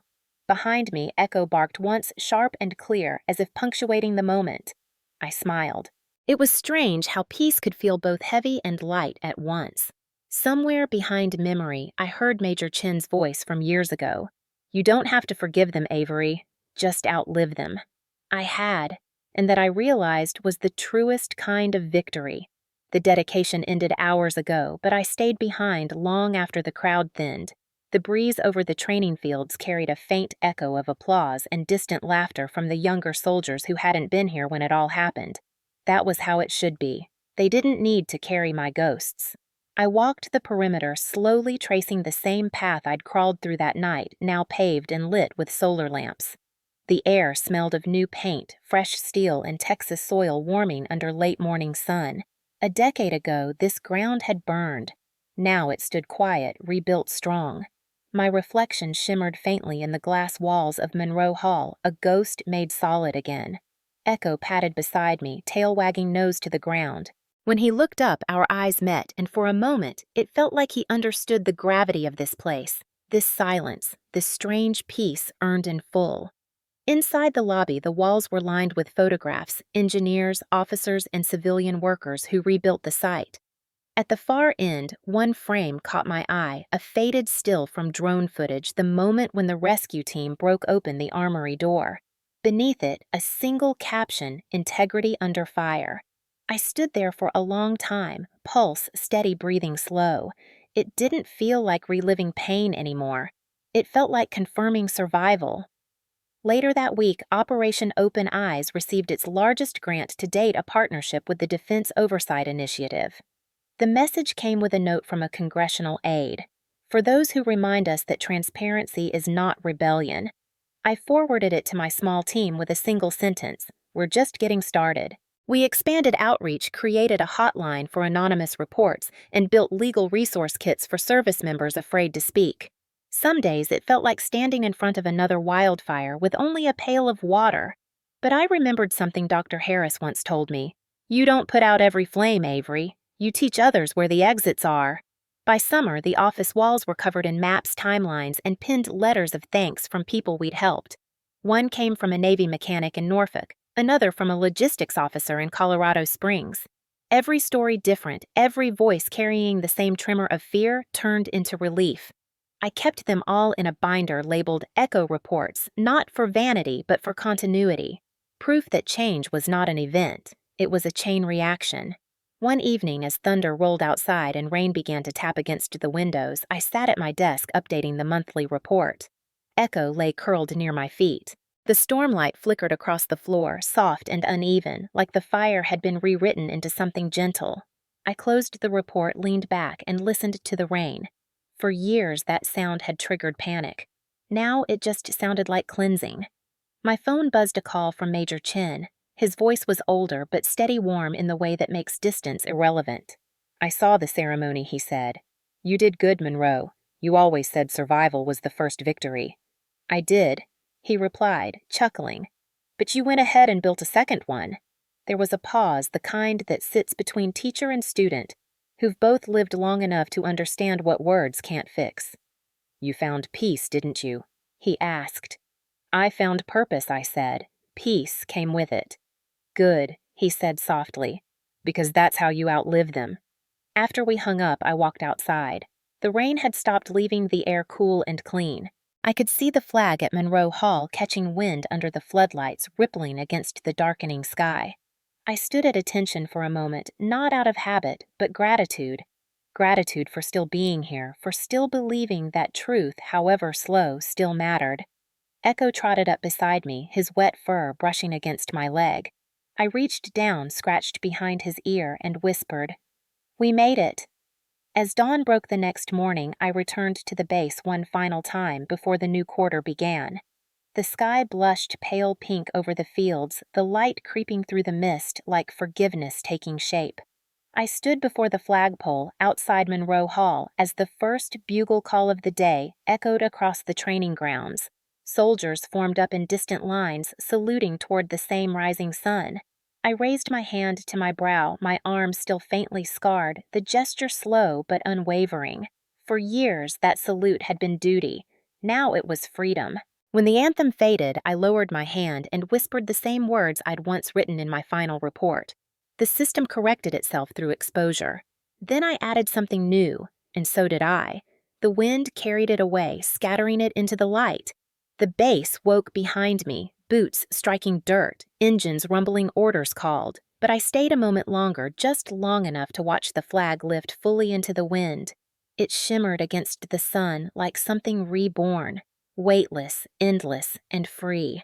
The sun rose slow over central Texas, painting the horizon in amber and gold, the kind of morning that asks for silence instead of applause. From the overlook above Monroe Hall, the base looked smaller, softer, almost fragile against the light. I stood there with Echo beside me, his leash loose, his head turned toward the wind. The air smelled of dew and steel, the scent of endings that weren't really endings at all. The world was quiet but alive. Somewhere below, soldiers began their routines, flag detail early drills, the hum of engines warming up for the day. I listened to it the way you listen to an old song, familiar, comforting, no longer mine, but still part of me. People talk about freedom as if it's loud, as if it's fireworks or speeches or flags snapping in wind. But real freedom is quieter. It's the sound of a truth no one can take from you. It's being able to breathe without waiting for the next command. For a long time, I thought forgiveness was the key to peace. Every therapist, every chaplain, every well-meaning soul said the same thing.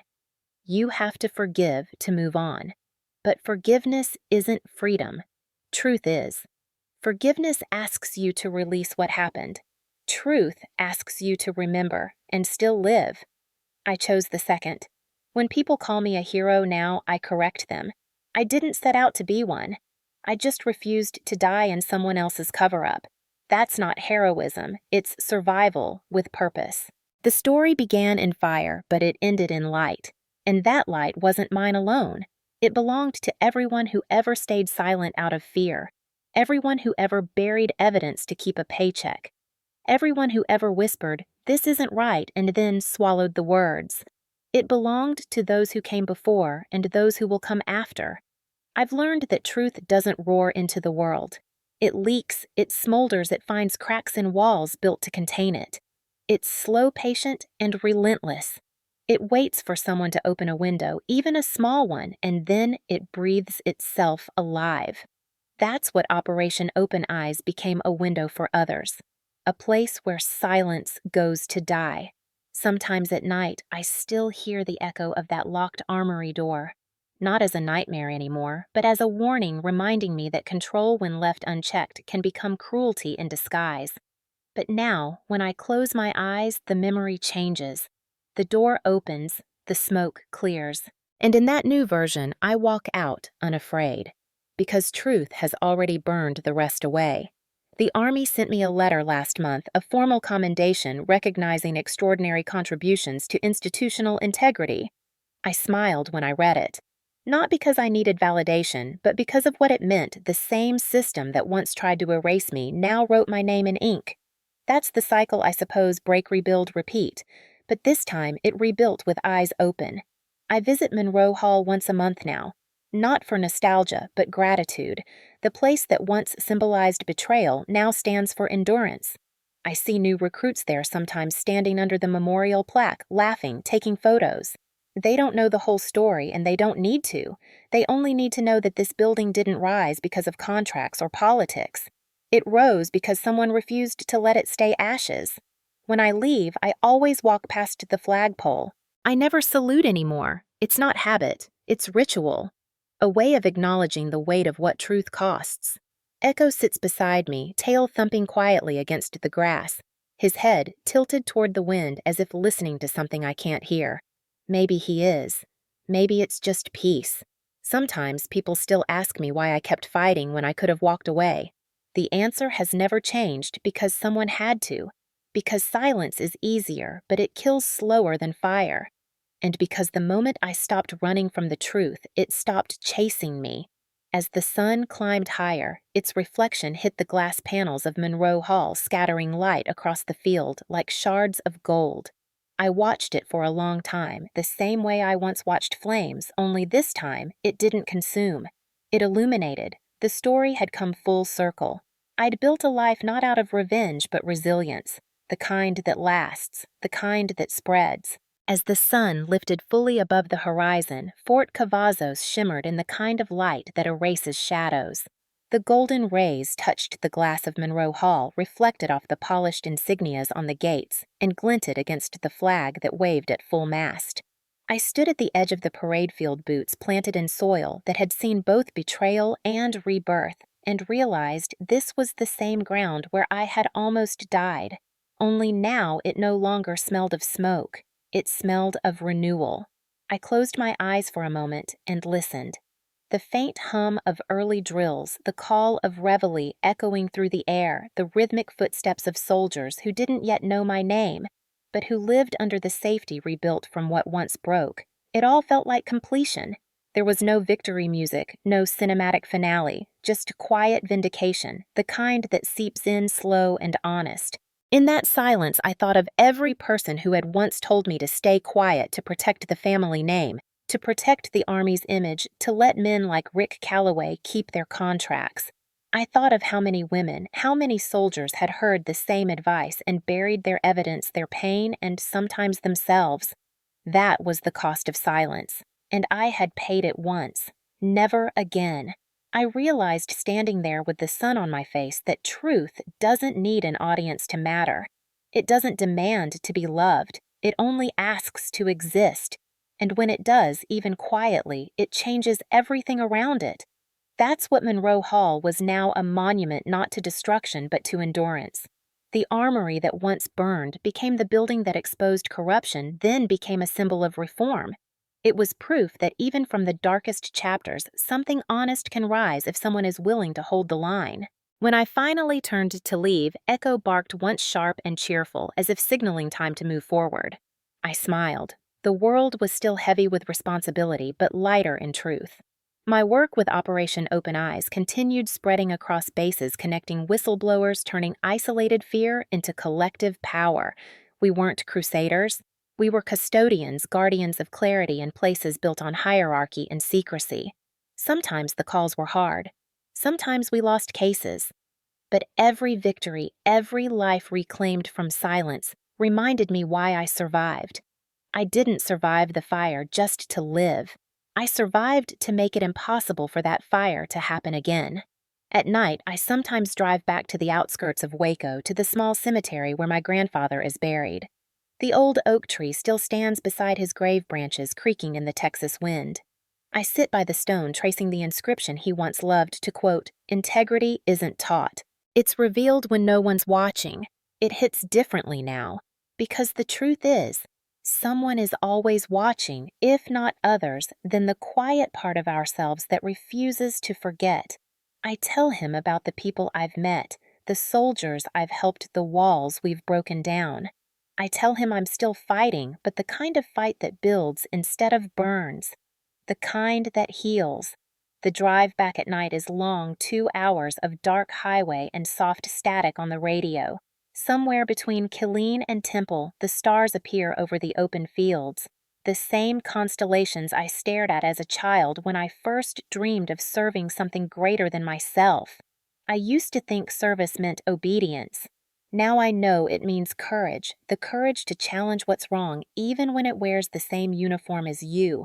When I reach home, Echo's already asleep on the rug by the door, his tail twitching in dreams. I pour a cup of coffee, sit by the window, and watch the lights of the base flicker in the distance. That view will never lose its weight.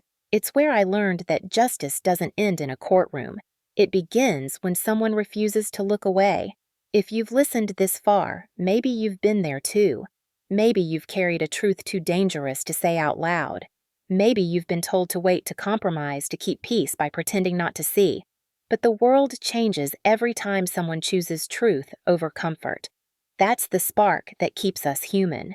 So here's my final thought, the thing I want you to take from my story. Forgiveness isn't freedom.